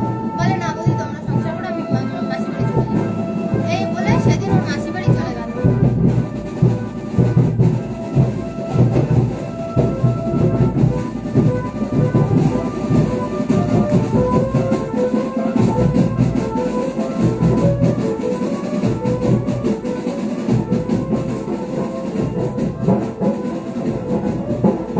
তোর ভুলটা বলবি তো দিদিকে, তোর ভুলগুলো বলবি না? বলে তুই যে ভুলগুলো করেছিস কি নিয়ে সেটা তো বলতে হবে। হ্যাঁ ওইগুলো তো বলবোই, অবশ্যই বলবো। ওই চিঠিটা আছে? হ্যাঁ চিঠিটা আমার কাছে সব আছে। চিঠিগুলো দেখবে, তুই ওই তোর ভুলটা বল, হ্যাঁ। খালি ওর ভুলটা বলবি। আমরা এই যে যেটুখানি টাকার জানি উপর যেটুখানি আমার বর প্রথমে ওকে 100 টাকা দিয়েছিল, টাকা ছিল না বলে হাত খরচের জন্য 100 টাকা দিয়েছিল, তার উপরে লিখেছে আই লাভ ইউ। এই টাকাটা প্রায় 1 মাস আমার বরের পকেটে ছিল, মানে ওই মানি ব্যাগ ছিল, সে মানি ব্যাগের ভিতরে, সে চোরা পকেট আছে কোথায়, সে চোরা পকেটের ভিতরে। আমি খুঁজতে খুঁজতে টাকা ছিল না, এবার খুঁজতে খুঁজতে গিয়ে দেখি কি ওই অবস্থা। আচ্ছা তুমি এই টাকাটা পেলে কোথায়? না এই টাকাটা আমাকে একজন দিয়েছে। আচ্ছা কে দিয়েছে, সত্যি কথা বলো। তখন শুনি প্রিয়াঙ্কা দিয়েছে। হুম। এবার এই ঝগড়া অশান্তি অনেক দূর অবধি ঝগড়া শান্তি হয়েছে। এবার আমি সহ্য করতে পারছি না। এবার ঝগড়া অশান্তি করার পরে যখনই ঝগড়া অশান্তি হতো আমার বর মানে সংসারের ভিতর টুকিটাকি যা হয় ভালোই হতো, ঝগড়া অশান্তি শাশুড়ি শ্বশুরের সাথে ঝগড়া হতো। এবার ঝগড়া হলে ও কি করতো, ওদের কোনো ভুল ত্রুটি দেখতো না, সবসময় আমি আমার ভুল দেখতো। আমি ঠিক করলেও আমি ভুল, আমি ভুল করলেও আমি ভুল, ঠিক আছে। এবার সবসময় আমাকে মারধর করতো। এবার মারধর করার পরে শুধু বলতো কি মানে তুই এখান থেকে চলে যা, আমাকে মুক্তি দে, তুই এখান থেকে চলে যা, আমাকে মুক্তি দে। তা আমি কি করছি, ও আবার কি করলো যে তুই যতদিন না যাবে আমি ততদিন বাড়ি যাবো না। একদিন কি হলো, ও বাড়ি থেকে মানে ওর বন্ধুর বাড়িতে চলে গেছে, আর রাত্রেবেলা আসেনি। এবার আমি সব সময় মারধর করতে আর শুধু বলতে কি বাড়ি থেকে চলে যাও। আর আমার ওদিক থেকে আমার নন্দায়ে মানে আমার প্রিয়াঙ্কা, আমার ননদের বরের সাথে যার বিয়ে হয়েছিল, মানে আমার ননদের সাথে যার বিয়ে হয়েছিল, তো ও বলতো কি দেখো বৌদি যাওয়ার তো হয়ে গেছে, তুমি এরকম আর আমি তখন খুব কান্নাকাটি করতাম, আর ওই খেতাম না দিতাম না, না খেয়ে একদম শুকিয়ে গেছিলাম। তা বলে বৌদি যে এরকম করে আর কতদিন থাকবে, দেখো ওরা যেহেতু শুকিয়ে আছে থাক, তাহলে তুমি এক কাজ করো, আমার ঘরের বউ হয়ে যখন তোমার বাড়িতে গেছে আমার বয়স সংসার করবে, তাহলে এক কাজ করো, আমারও তো বিয়ে হয়েছিল, আমি তো সংসার করতে পারিনি, তা আমি আমার ফ্যামিলিতে সবাইকে বলেছি, এবার আমার ফ্যামিলি থেকে তোমাকে পছন্দ করেছে, আর এমনিও তুমি এখন যাবে কোথায়, যাও তো কোনো জায়গা নেই, তো তুমি আমার বাড়িতে চলে এসো। এবার ওই আমার নন্দাইয়ের মানে ফ্যামিলির সবাইও এর বলছে, আর ওরাও একটা রেগে রয়েছে, আমার বউ নিয়ে যখন সংসার করছে তাহলে এর প্রতিশোধ আমিও তুলবো। এবার ওরা যে রেগে রয়েছে, আমার মনে তো অত পাপ ছিল না, আমার মনে তখন ছিল কি আমি সুইসাইড করবো, আমি কি করে মরবো। হ্যাঁ, এবার আমি দুবার আমি মরতে অব্দি গেছিলাম, তা পাইনি মরতে, যেহেতু এটা কার হাতে লেখা? ওইটা আমার সব ননদ? ননদের আছে, আমার বরেরও আছে। ঠিক আছে, বলো তারপরে। তারপরে ওই ঝগড়া অশান্তি করার পর আমি একটা মস্ত বড় ভুল করেছি, তখন আগে পিছে আমি কিছু দেখিনি, তখন আমার মাথায় ছিল আমি কি করে মরবো। এবার ওরা বলছে কি দেখো বৌদি তোমার মরতে হবে না, তুমি এক কাজ করো, তুমি আমার সংসারে চলে এসো, যেহেতু ওরা যেরকম সুখে থাকছে তা তুমি আমার সংসারে চলে এসো, আমরাও ভালো থাকবো। কে বলে? আমার নন্দাই। এবার আমি কি করেছি, আমার তখন 3 বছর বয়স, হ্যাঁ 3 থেকে 2-2.5 বছর, না 3 বছরই হবে, তা আমার ছেলের বয়স তখন 3 বছর। এবার আমি ভাবি কি যে আমি তখন মরার মুডে বেরিয়েছিলাম, তখন আমার ছেলে সাইকেলে পা কেটে গেছিল, তা তখন আমার মাথায় অতটা ছিল না যে আমি যখন মরতে যাবো তো আমি ছেলেকে কেন নিয়ে যাবো। এবার মরতে অব্দি গেছিলাম, তা আমার নন্দাই তখন বলে কি তোমার মরতে হবে না, তুমি আমার সাথে চলো। এবার এই বলে আমার নন্দাই আমাকে ওখান থেকে হায়দ্রাবাদ নিয়ে চলে গেল, নন্দার সাথে আমি চলে গেছিলাম। এটাই আমার জন্মের বড় ভুল হয়েছে, যে ভুলের মাসুল এখন আমি দিতে পারছি না। তাই কি করলাম, ওই নন্দার সাথে আমি হায়দ্রাবাদ চলে গেছিলাম। এবার হায়দ্রাবাদ যাওয়ার পরে এই ননদেরই বল? হুম। ওদের সাথে কি ডিভোর্স হয়েছিল? না, লিখিত পরিত হয়েছিল নাকি, মানে সালিসি মিটিং হয়েছিল। ওদের তো বাড়ি বাংলাদেশ।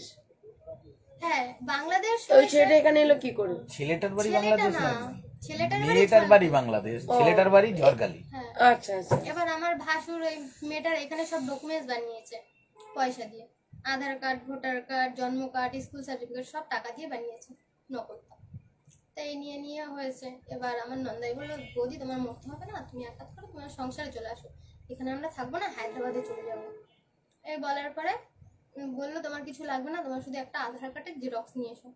আমি আর সে বুঝে আমি আর কিছু নিই না, একটা আধার কার্ডের জেরক্স নিয়ে চলে গেছি। এবার ওরা কি করেছে, ওরা আমার ব্যাংকের বই, ভোটার কার্ড সব লুকিয়ে রেখেছে। এবার লুকিয়ে রাখার পরে আমার ব্যাংকের বই ছিল, ভোটার কার্ড ছিল, লুকিয়ে রেখেছে। আমি তখন জানতাম না, আমি তো জানি আমি কিছু নিয়ে যাইনি, শুধু একটা আধার কার্ড জেরক্স নিয়ে গেছি আর জন্ম কার্ড। এবার নিয়ে যাওয়ার পরে ওখানে চলে গেলাম, ওখানে মানে চলে যাওয়ার পর কয়েক মাস ছিলাম, 6 মাস ছিলাম। 6 মাস থাকার পরে এবার আমার শাশুড়ি কিছু হলে মানে গুণিন তান্ত্রিকের কাছে যেত। এবার ওখানে গিয়ে আমার নামে নাকি ওই বালি পড়া দিয়েছে। এবার বালি পড়া দিয়ে আমাকে নাকি গুনগান করে ওরা আমাকে নিয়ে এসছে। কফি কিছু খাইনি, এইদিকে সব দোকান বন্ধ আছে, এই ওই উল্টো দিকের দোকানটা সব বন্ধ। সব বন্ধ। কি আনবো? বললাম যে রুটি বলেছিলাম যে এখানে দেবে ওই তো পাশে একটা ওটা তো আছে খোলা, কোনটা? এই যে এই পাশে। বানাচ্ছে না কিছু আজকে? কোনো খাবারই নেই আজকে, সারাদিন মরে যাবো আমি আজকে, আমার মাথা এমনিই ঘুরছে কাল থেকে। বাইক থাকলে না ওই দিকে যাবে, আমি হেঁটে হেঁটে যাচ্ছি কবিতা দিয়ে। তাহলে বাড়ি থেকে ভাত আর মাছের ঝোল মেখে নিয়ে চলে আসো, এই খেতে হবে, কিছু করার নেই। তারপরে বলো। তারপরে আমার শ্বশুর মানে শাশুড়ি কোথা দিয়ে গুনগান করেছে আমার নামে, তা গুনগান করতো, আর সত্যিও যা করতো ঠিকই মানে করতো, আমি টের পেতাম। ওই বিদেশে থাকলে কি হবে, আমি ওখানে বসে টের পেতাম। প্রতিদিন সন্ধ্যাবেলা করে মানে বালি চালান দিত আমার নামে, আর আমি ওখানে বসে গা হাত পা পুরো জ্বালা পোড়া করতো। আর ওর সাথে আমার এত পরিমাণে, যার সাথে গেছিলাম, প্রচুর পরিমাণে মারধর হতো, ঝগড়াঝাটি, অশান্তি হতো। এসব হওয়ার পরে ওর একটা বন্ধু ছিল, সবসময় দেখতো। তা বলতো দেখো বোন, তুমি এসছো কেন এখানে? তুমি এরকম ভুল কেউ করে? একটা ছোট সন্তান আছে, তুমি ওই সন্তানকে ছেড়ে তুমি এত দূর এসছো। সন্তানটা কোথায় ছিল? আমার শ্বশুর শাশুড়ি আমার জায়ের কাছে। আমার হওয়ার পরে আমার ছেলেকে আমার জায়গাতে আমার জায়গা করতো, মানে যত্ন আত্মি আদর সদর। ওই যেহেতু আমি সংসারের কাজবাজ করতাম, ওরা আমার ছেলেকেই রাখতো। তাই ছেলের আমার প্রতি অতটাই নেই, না থাকলেও কোনো অসুবিধা হতো না। এবার কি করতো, ওই ঝগড়া যেটি অশান্তি হতো, লাস্টে ওই যার সাথে গেছি ওর একটা বন্ধু ছিল। তাই বন্ধুটা বলেছিল কি তুমি এরকম ভুল কেন করেছো? তোমার একটা ছোট সন্তান রেখে তুমি এরকম একটা অচেনা অজানা ছেলের সাথে কেউ হাত ধরে চলে আসে নাকি? হ্যাঁ, তুমি এত বোকা হয়, এরকম বোকা হয় যদিও বা আসতে, তুমি একটা ছেলেকে কোলে করে নিয়ে আসতে, ছেলেকে রেখেছো কার বাসায়। তা আমি ওনার কাছে বলেছি দেখো দা, আমার এরকম ভুল হয়েছে, তাই ভুলের এখন কি করে কি হবে, তুমি একটু মানে আমাকে সমাধান কি করো। তাহলে কি একটাই সমাধান আছে, তুমি আবার যেখান থেকে এসেছিলে ওখানে ফিরে যাও। তাই আমি বলছিলাম যে কি করে ফিরে যাবো। ওই যে আমাকে সাহায্য করেছিল ওর নাম দিনেশ। এবার ও আবার কি করলো, ওখান থেকে আমাকে মানে আমার মানে জেগে আমাকে নিয়ে গেছিল, ও আবার ট্রেনের টিকিট কেটে দিল, ও আসবে না। তাহলে তুমি যদি একা যেতে পারো তা যাও, না গেলে এখানেই থাকো। এবার ও শুধু আমার ট্রেনের টিকিটটাই কেটে দিল। ওর সাথে কি তোমার বিয়ে হয়েছিল? না, বিয়ে হয়নি। একসাথে ওইভাবেই থাকতে? ওইভাবে বলতে প্রথম ওই মানে ওর যে ঠিকাদার, সে ঠিকাদারের বউর সাথে থাকতাম। তা থাকার পরে তা ওনারা বলছিল যে এত দিয়ে এসছো, থাকার জন্যই তো এসছো, তা এরকম করে তো থাকা যায় না। তা ওকে আমি বলি তোমার সিঁদুরতে সিঁদুর দিয়ে তোমরা একসাথে থাকো। তা লাস্টে ওরা কি করলো, ওই সিঁদুরতে সিঁদুর দিয়ে একসাথেই আমাদের রাখলো। তা রাখার পরে ওই ছিলাম, তারপর 6 মাস পরে এরা গুনগান করে আমাকে নিয়ে এসছে। মানে এদিক দিয়ে গুনগান করতে আমার জ্বালা যন্ত্রণা, ওদিক দিয়ে মানে ওর মানে যার সাথে গেছি ওর সাথে আমার খুব ঝগড়া অশান্তি হতো, এমন ঝগড়া অশান্তি হতো যে থাকার মতো না। তার লাস্টে আবার আমার বর এদিক দিয়ে ফোন করে করে আমার মানে খোঁজ পেয়েছে যে আমি ওর সাথেই আছি। এবার যার সাথে গেছিলাম ওর একটা বন্ধু আমাকে হেল্প করেছে। এবার দেখো অর্পিতা, তুমি এরকম বড় ভুল করেছো, তা তুমি আবার যেখান থেকে এসছো ওখানে আবার ফিরে যাও, যে তোমার একটা ছেলে আছে। তা আমি কি করলাম, ওই ট্রেনের টিকিট কেটে দিল, আমি আবার চলে আসলাম। এবার চলে এসে কোথায় থাকবো? এবার আমি যেহেতু বিদেশে চলে গেছিলাম, ওই হায়দ্রাবাদ চলে গেছিলাম, সম্পূর্ণ চাপটা আমার মা দিদি আমার আত্মীয় স্বজন কেউ জানতো না, কিন্তু ওরা সম্পূর্ণ দোষটা দিয়েছে আমার মা। আপনিও কি দিদি? আপনি পাশের আমরা বাড়ির না, আপনারা হাজবেন্ড ওয়াইফ? ও, এবার সম্পূর্ণ চাপটা আমার মার উপর দিয়েছে। আমার মার ওখানে গিয়ে রাত বেরাতে মানে লোকজন নিয়ে চলে যেত আমার মাকে মারবে। আমার মা সব জানে, আমার মা আমাকে পালানোর সাহায্য করেছে, অথচ আমার মা দিদিরা কেউ কিছু জানতো না। এবার রাত বেরাতে পাশে সন্ধ্যর বয়সে আমার পাশের বাড়ি আমার মা ভাড়া থাকে, তার পাশেও একটা ছেলে ভাড়া থাকতো, ওর নাম হচ্ছে শশু। তো শশদাকে নিয়ে আমাকে সন্দেহ করতো যে আমি ওর সাথে পালিয়ে গেছি, ও আমাকে পালানোর জন্য সাহায্য করেছে, ও জানে। এবার ওকেও মারধর করেছে সন্দেহর বসে। এবার আমার মাকেও সন্দেহ করতো। এবার মাকে জানা তাই বলে গালাগালি তো দিয়েছে, এবার মারার জন্য লোক অব্দি নিয়ে গেছে যে আমার মাকে মারবে। শশোর দোকানে একটা ছেলে ছিল দিদি, আমি একটু মাঝখানে হ্যাঁ একটু বলুন।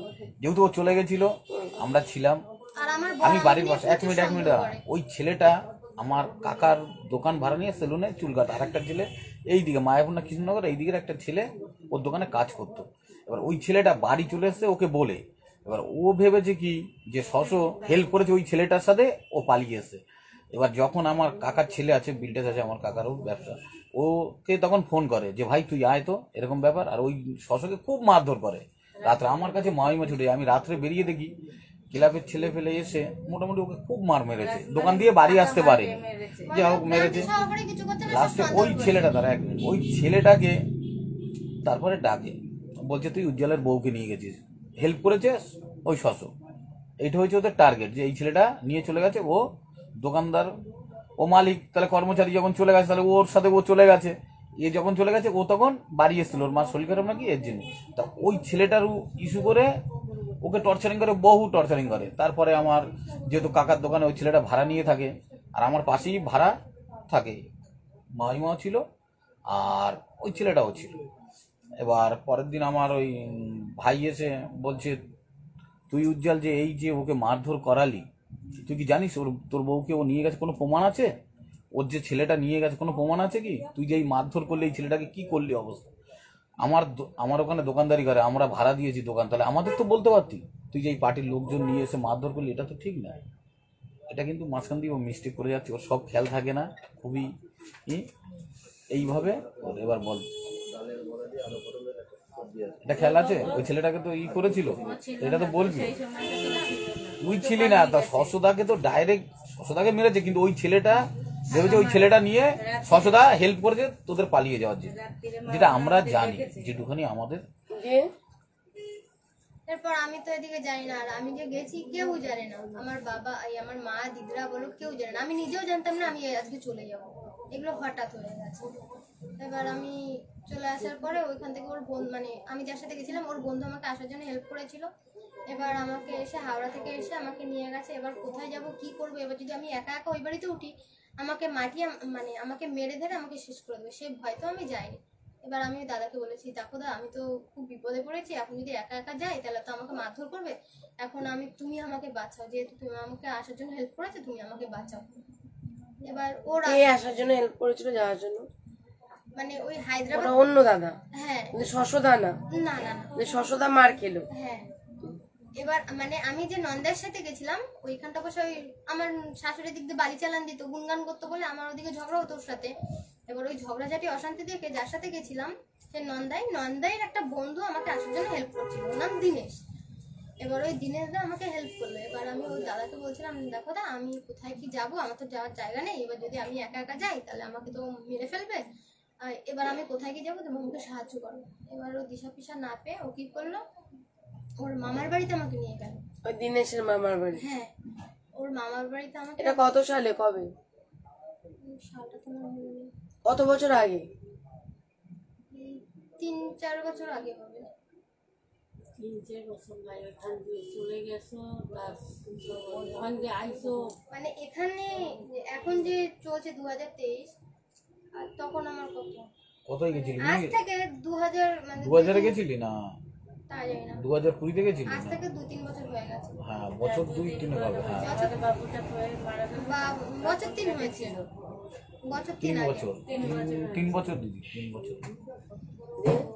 তারপরে ওর মামা বাড়িতে নিয়ে গেছিল, কদিন ছিলাম। বেশি, এবার থাকার পরে ওখান 3-4 থেকে বছর। এবার আমার মাকে আমি ফোন করেছিলাম যে মা আমি এরকম এরকম জায়গায় আছি, তা ওদিকের অবস্থা কেমন। এবার আমি এদিক থেকে যেহেতু আসবো, তা আমার মা বলে কি যে মা তুই চলে আয়, দেখ এদিকে তো খুব ঝগড়াঝাটি অশান্তি হচ্ছে, তুই যদি না আসিস এরা সবাই আমাকে হুমকি ধুমকি দিচ্ছে, আমি নাকি তোর পালানোর জন্য করছি, আমাকে এরা ভয় দেখাচ্ছে, আমাকে মারবে। তা আমার মা সত্যি ভয় মানে কান্নাকাটি করে দিয়েছিল। এবার মার কান্না দেখে আমিও সহ্য করতে পারিনি। এবার মার ফোন আমার বরে নিয়ে নিয়েছিল, মানে 2-3 দিন আমার বরের কাছে রেখে দিয়েছিল। এবার আমি যে ফোন করতাম আমার বর সন্দেহ করেছিল যে আমি ফোন করি আমার মাকে, ফোন করায় ও আমাকে ধরে ফেলেছে যে আমি এরকম এরকম নাম্বারে ফোন করেছি। এবার ও কি করলো, ও আবার আমার মার কাছ থেকে নাম্বার নিয়ে আমাকে ফোন করেছে যে দেখো অর্পিতা যাওয়ার হয়ে গেছে, আমি তো ভুল করেছি, তুমি তো আমার জন্যই চলে গেছো, তো এরকম আর ভুল হবে না, বা আমাকে ক্ষমা করে দাও, আমি আর এরকম ভুল করবো না, তা তুমি চলে আসো। আমি সেই ভরসায় দিদিভাই আমি চলে এসেছি ওখান থেকে, ওর একটা কথায়।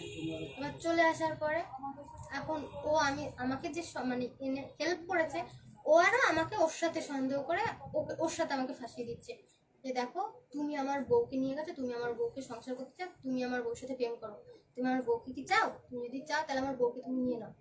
তা বলো নিয়ে নাও, এরকম বলছিল যে তুমি কি আমার বউকে সংসার করতে চাও। মাঝখানে তুই হয়েছে তোর ওর বন্ধু আবার ডাইরেক্ট ওর বাড়িতে আনে নাই, ডাইরেক্ট ওখান থেকে ওর বাইকে করে নিয়ে বাইকে না গাড়িতে করে আমাকে বারাইপুর অব্দি ছেড়ে দিয়েছিল, মানে যে বন্ধু আমাকে আসার জন্য সাহায্য করেছিল ও আবার আমাকে নিয়ে গেছিল, বারাইপুর অব্দি ছেড়ে ওনারে দিয়েছিল। বসাইয়া থানায়, বারুইপুর থানায় নিয়ে গেছিল। বলতে থানার সামনে আমাকে ছেড়ে দিয়ে এসেছিল। দিয়ে তোমাকে কি বলেছিল, থানায় কি যেতে? আমাকে বলেছিল থানায় যেতে, আমি থানায়ও গেছিলাম। তা ওখান থেকে যে শুনেছে যে আমি অন্য কারোর আমার বর যেহেতু আমার ননদের সাথে সংসার মানে প্রেম করতো, আর তুমি নন্দার সাথে আমি গেছো? ননদের সাথে চলে গেছিলাম। এই ভুলটা ওরা বলছে যে তোমার বরের থেকে তুমি তো বড় ভুল করেছো, তুমি বাচ্চা রেখে গেছো। যেহেতু আমি বড় ভুল, সত্যি আমি বড় ভুল করেছি, তাই ওরা আর কিছু বলেনি, বলে কি তুমি চলে যাও, বাড়িতে চলে যাও, তোমার যদি কিছু হয় তাই আমাকে নাম্বারে ফোন করো, আমি যাব। আমি আর সেরকম কিছু করিনি, আমি ওই বাড়িতে চলে গেছিলাম। কত সালে গেছিলে বাড়িতে? বছর, 2-3 বছর আগে? হ্যাঁ। দিয়ে তারপরে ওখানে কি হলো? অশান্তি আবার শুরু হলো এই নিয়ে?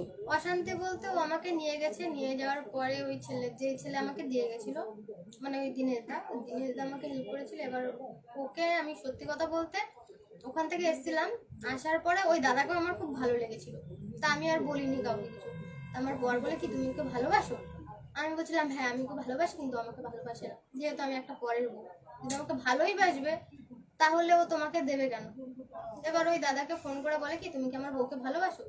বলে না আমি তোমার বউকে ভালোবাসি না, আমি যদি ভালোই বাসবো আমার ফ্যামিলি দিয়ে কেউ মানবে না। এবার বলছিল কি যে আমি যদি ভালোই বাসবো আমি তোমার হাতে কেন তুলে দেবো? আমি সংসার করতে পারি, আমি সংসার করতাম, তাহলে আমি তোমার কাছে কেন তুলে দেবো?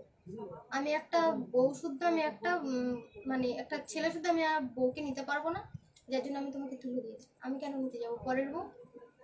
এবার যেহেতু আমাকে তুলে দিয়েছে, এবার আমার বর সন্দেহ করছে যে ওর সাথে আমার রিলেশন আছে। এবার ওই আসলাম, তারপরে আমার বাড়িতে অনেক সালিশি মিটিং হলো। এবার আমাকে গামছা গলায় দিয়ে আমাকে মাপঝোপও করালো। এবার আমাকে বললো কি ভুল সংশোধন করাবে, বউ নেড়া করে মাথায় ঘুরলে তবে সংশোধন হবে, নাহলে হবে না, এক ঘুরে করে দেবে আমাকে। এবার আমার বর আমার ফ্যামিলি আমার বলেছে কি যে এরকম আমাদের বউ গামছা দিয়ে মাপলো মানে বুঝলাম না। মানে গামছা গলায় দিয়ে ওই যে সমাজে থাকি, সমাজে ক্ষমা চাওয়া। ক্ষমা আচ্ছা চাওয়া। আচ্ছা আচ্ছা। যদি ওটা না হয় মানে প্রথমে বলেছিল আমাকে মাথায় ন্যাড়া করে ভোল ঢেলে তারপরে আমাকে সমাজে মেনে নেবে। আচ্ছা, এবার আমার ফ্যামিলি মেনে নেয়। সমাজ এটা বলেছিল, সমাজের মানুষ। আচ্ছা। তারপরে আবার মাঝখানে একটু ভুল হয়েছে। তারপরে ও আসার পরে মানে পাড়ার মিটিং ডাকছে, মিটিং ডাকার পরে মেম্বার আইছে, মেম্বার আসার পরে তারপরে ওর কাছে শুনছে, ওর ভুল ত্রুটি সবই শুনছে। তারপরে উজ্জ্বলের ভুল ত্রুটি কি আছে সবই শুনছে মেম্বারে।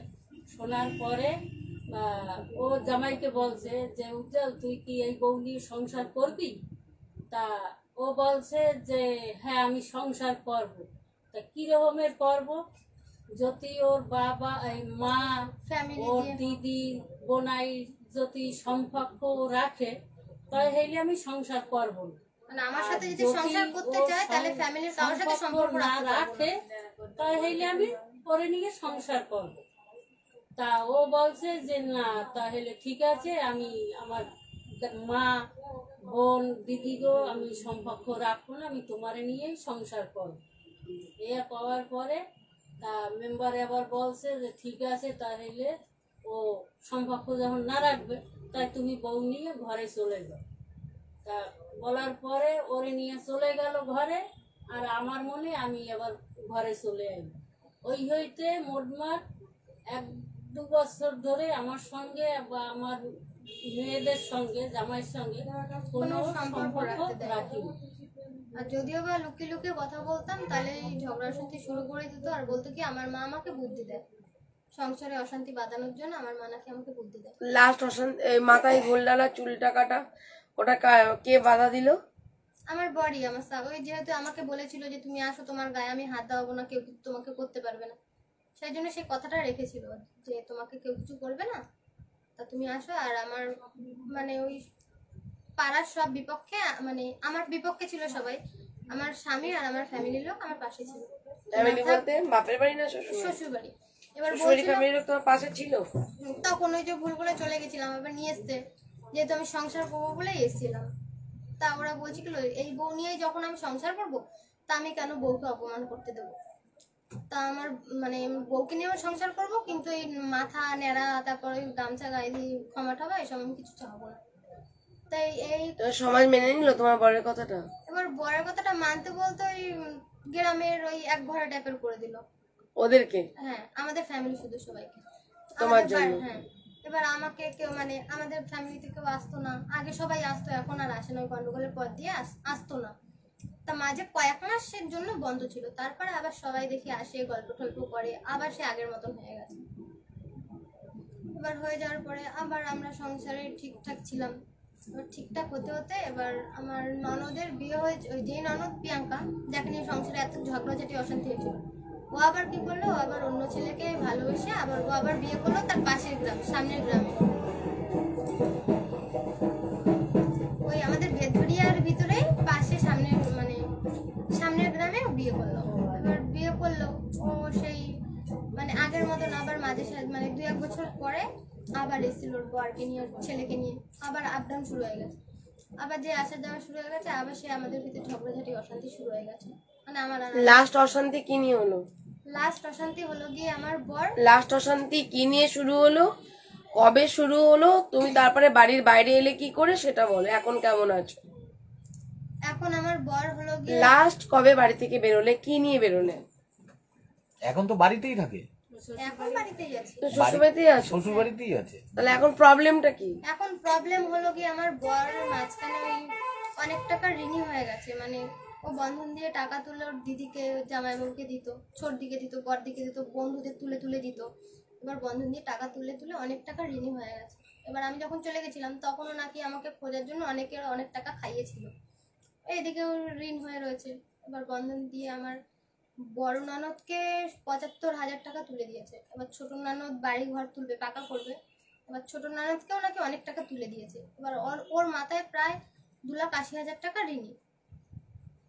টাকা তুলে দেওয়ার পরে এবার ও হলো গিয়ে ফোনের যে অ্যাপসগুলো আছে গেম খেলার, জুয়া খেলার মতো, ওই অ্যাপসে ও ডাউনলোড করে ওই সেই অ্যাপস খেলতো। আর প্রতিদিন মদ খেয়ে আসতো। মদ খেয়ে এসে আমাকে মারধর করতো, বিচ্ছিরি বিচ্ছিরি জানা তাই ভাবে গালাগালি দিত। আমার মাকে খানকি বেশায় হ্যান ত্যান বলে কত বলে, তোর মা বিধবাতাকে তোর মা খানকি, তুই তো গালি দিতে নেই, সবাই দেখছে না সোশ্যাল মিডিয়ায়, নোংরা নোংরা ভাষায়, অকথ্য ভাষায় গালিগালাজ করতেন। হ্যাঁ, আমার মাকে নিয়ে তুই তাকারি করে নোংরা নোংরা ভাষা দিয়ে কথা বলতো। আমার মাকে তো মানেই না শাশুড়ি বলে। তারপরে ওই ফোনের অ্যাপসগুলো আছে ওই দিয়ে খেলে ও 1.5 লাখ টাকা হেরে গেছে। এবার হেরে যাওয়াতে প্রথম আমি জানতাম না যে ওই খেলছে।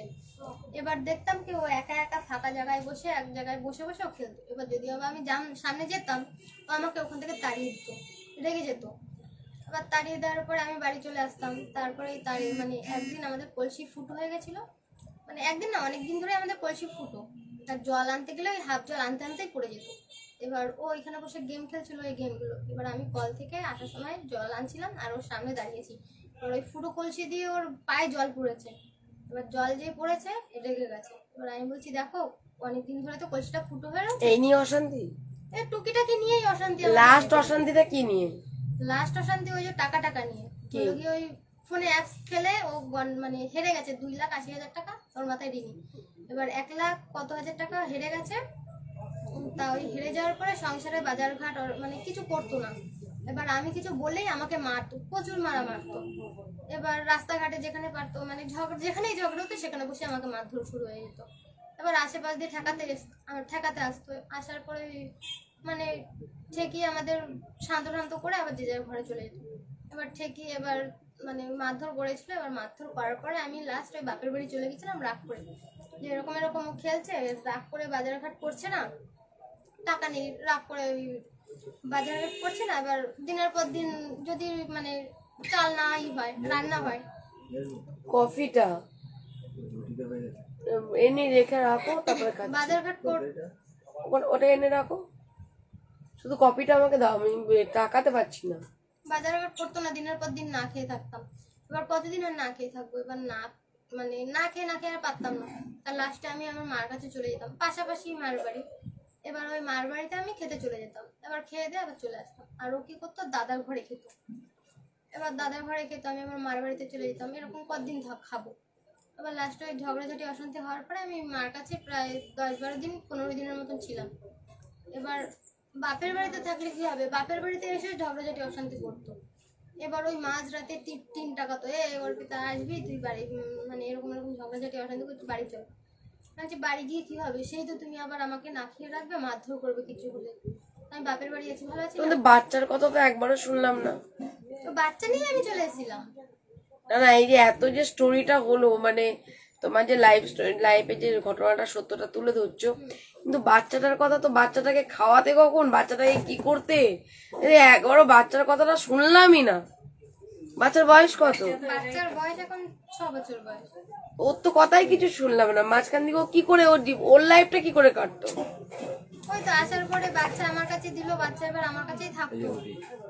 আর আমরা তো তখন জয়েন্ট ফ্যামিলি ছিলাম। এবার বাচ্চা বেশি একটা ওর জেঠির কাছে থাকতে ওর জেঠির কাছেই থাকতো বেশি একটা। এবার বাচ্চার অতটা নেই আমার প্রতি। তার নেই? তার আছে বলতে মা থাকলে থাকলো, না থাকলে না থাকলো, ওর নিয়ে তার মাথা ব্যথা নেই। যেহেতু ওর ছোটবেলা ইন থেকে ফিউচারে এটা জানো তোমার জীবন লাইফে অনেক ক্ষতি হতে পারে। যেহেতু ওর জেঠির কাছে থাকে তো ভবিষ্যৎটা তোমার অন্ধকার, তুমি কি জানো? আমি এখনো পুরো তোমার আবেদন বা কি প্রবলেমে এসছো সেটা আমি এখনো বুঝিনি। তুমি যেহেতু এখন বরের কাছে আছো, তোমার যেটা কতটা প্রবলেম ইন ফিউচার হবে তুমি কি জানো? যা তোমার বাচ্চাটাকে মানুষ করছে, তোমার তার প্রতি যেটা ভালোবাসা আছে তোমার প্রতি নেই, এতে তোমার লাইফটা নষ্ট হয়ে যাবে। এক সময় তুমি বাচ্চার জন্য কাঁদবে, তুমি বাচ্চা পাবে না, বাচ্চা আসবে না। আমি যদিও জানি না, এখনো লাস্ট ফিনিশিংটা এখনো শুনিনি যে কি আবেদন নিয়ে তুমি এসেছো, তবে সবসময় আমি এত ঘন্টা ধরে তোমার সাথে কথা বললাম, একটা বাচ্চার কথা শুনলাম না যে তার লাইফটা কি করে কাটতো। এই যে তুমি চলে গেছো, তাই না? মাইমা খাওয়াতো নিয়ে এসে। এই জিনিসগুলো তো কিছু শুনলাম না। তারা বলছে, তারপরে ও তো অনেক কথা ভুলে যাবে, পরে তো মনে করে দিতে হবে। হ্যাঁ, ঠিক আছে, ভুললে হবে না। ও তো চলে তোমাকে ওর ধরো ভুলটাকে যথেষ্ট ওকেই বলতে হবে, মিস্টেক করলেও সেটা দিদিকে বলতে হবে। তোমাকে তো অনেকটা টাইম দিচ্ছি। ক ঘন্টা বাজে কত বলো? 1 ঘন্টা 6 মিনিট হয়ে গেছে। ওইগুলো বলতে পুরো জিসটা বলতে হয়। ওখানে মানুষ বসে রয়েছে, ওরাও কিন্তু আগরতলা থেকে এসছে, কলকাতা। এবার তুমি জিসটা তো বলবে। এবার আমি জাস্ট একটুখানি আমার মনের মধ্যে কিন্তু হলো যে বাচ্চাটার কথা তো শুনছি না। ও যখন বাড়ি না থাকে মাইমা এনে খাওয়ায় দাওয়ায় রেখে দেয়, আবার নিয়ে চলে যায়। ও যখন ওকে তো এখন কাজে পাঠিয়েছে, এখন তো কাজে যায়, এখন ও কাজে যায়, এই 1.5 মাস ধরে কাজে যাচ্ছে। 1.5 মাস কে? দিয়ে কাজে যাচ্ছে। আয়ের কাজে ওই কাজের কথা বলে দিদি আপনার কাছে আসতে পেরেছে, নাই তো আসতে পারতো না। কালকেও নাকি ঝগড়া হয়েছে, বলছে ওর শ্বশুর কাজে যেতে হবে না। আমরা তো মধ্যমগ্রামে থাকি, মাইও ফোন করে বলছে জানিস সেটা কেন বলছে। আমি বলছি কাজে না যেতে দিলে ভালো কথা, বৌমাকে যদি খাওয়াতে পারে ভালো কথা, দরকার নেই। কেন যাবে ও? একটা বাচ্চা, ওদের সংসার ছোট, কেন যাবে? ভালো কথা, দরকার নেই। এ বলছিল থানা পুলিশ, আমি বলছি না, এরকম একটা দেখছি আমি ওই দিদির কাছে গেলে একটা সমাধান। তখন বলছি থানা কাল পুলিশে কি কি আসার কথা। পাবে আপনার মেয়ে? ছোট যখন ছিল তখন ওই আতুর ঘরে যেটুক সময় ছিল ওর কাছে, আতুর যখন শেষ হয়ে গেছে, ওই এর বড় জেঠি আছে, ওই জেঠির কাছে থাকতো সব সময়। ওই আমার জায়ের কাছে কেন? রেখেই আমি সংসারের কাজ এর পাচ্ছি। কাছে তেমন বেশি দিত না, ওই যে কাজের চাপ, চাষবাস আছে। কাজের ওই যে চাপ, কাজ করতো। ধান চাষ কাজের চাপ হলে সন্তান কখনো বেশি ওর মানুষের, দেখুন যারা স্কুল টিচার, বেবি হচ্ছে ওই কটা দিন ছুটি পাচ্ছে, তাই তো? তারপর একটা বেবিটাকে কারো হাতে দিয়ে মানুষ করছেন, তাকে কিন্তু স্কুলটা করতেই হচ্ছে। আমি স্কুল টিচারের কথা বললাম। ওই কিন্তু রাতের বেলায় এসে যে মায়ের যে ভালোবাসা আর যিনি বাচ্চাটিকে দেখছে তার ভালোবাসার মধ্যে একটু তো ফারাক হবেই। ওই এর উপরে যেটুক টান হবে, এর যেটুক টান হবে, ওই টান জিনিসটা ওর জেডির কাছে নিয়ে টান করাইছে। এর কাছে তেমন দিত না। ওর দিতা তোমার যার কাছে দাও, যার কাছে দিয়ে তুমি ওদিকে কাজ করো। ঠিক আছে, কাজ শুনুন, বাচ্চা কাচ্চা বড় যখন দামাল হয় তখন কারো কাছে দিয়েই, ঠিক আছে। আমাদের ধরো একা আনা বাড়ি, আমার ভাইয়ের বউটা বাড়াই এখন একটু দামাল হয়েছে, তো পাশের বাড়িতেই তো যাই, ওকে নিয়ে চলে যায়, ও তখন একটু কাজটা সেরে নিল, ঠিক আছে। তো সেই জায়গায় ও তো থাকবে, তাই বলে কি মা মাই না? মায়ের কাছে বেশি রাখতে দিত না, মায়ের কাছে বেশি টান দিতে দিত না। এবার আমার কাছে যদি আমি তোমারও তো টানটা নেই। ওই আমার কাছে যদি আমি রাখতে যেতাম তাহলেই বলতো ওই বড়রা যাও। আমি জানলাম সন্তান যেখানে ভালোবাসা পায় সেখানে যায়, তোমারও তো সন্তানের প্রতি টান নেই। টান দিতে রাখতো না। কিছু মাইন্ড করো না বোন, আমি একটু টোটকাটা মানুষ, কাল দিতে রাখতো না মানে ঠিক আছে। ও তো সেই কারণ আজকে সবার আগে হলো কি তোমার সম্বল সন্তান, সন্তানকে পেলে তুমি চলে যাবেই বা কেন? এক, আমি একটা হনুমান যখন একটা বাচ্চা যেই কোলে থাকে, দেখবে কি 8-10 জন মিলে ঘিরে ধরে, তখন সেই কিন্তু এই বাচ্চাটাকে লাফিয়ে লাফিয়ে লাফিয়ে বাচ্চাটা যেই পুরুষ হনুমান হলে হয়তো এরকম করে। যে আপনাকে দেখেছি ওই হনুমানকে সেই খাবার দিলেন, পা ছিলেন যে আমার জন্য, আমি সেটাও দেখেছি দিদি ভাই। ঠিক আছে, দেখবে কেমন করে ছুটে বেড়ায় বাচ্চাটাকে বাঁচানোর জন্য। তাহলে আমার কথা হলো যে একটা পশু যদি তার সন্তানকে আগলে ধরে এতগুলো হনুমানের তাড়া খেয়ে সে যদি তার সন্তানকে রক্ষা করতে পারে, তুমি তো মানুষ, তোমার মধ্যে মনুষ্যত্ব আছে, তাহলে সেই জায়গায় দাঁড়িয়ে থেকে একটা হায়দ্রাবাদে চলে গেলে তারপরে তো তোমার একটুখানি সন্তানের প্রতি টান হওয়া উচিত। না, ওখান থেকে আসার পরে আমার ছেলে আমাকে দেখে মামা বলে এসেছিল বা ওকে কোলে কোলে নিয়ে আমি অনেক কান্নাকাটি করেছিলাম। কান্নাকাটিটা মনে নয় বোন, যাই হোক আমি আগে সমস্যা শুনি। আমি ছেলে রেখে মানে এখানে রেখে আমি ছেলেকে না নিয়ে কত ভুল করেছিলাম। শোনো, নিয়ে যাওয়া জিনিসটা দেখ নাই হয়, অন্তর থেকে নেওয়াটা ভালোবাসা হয়।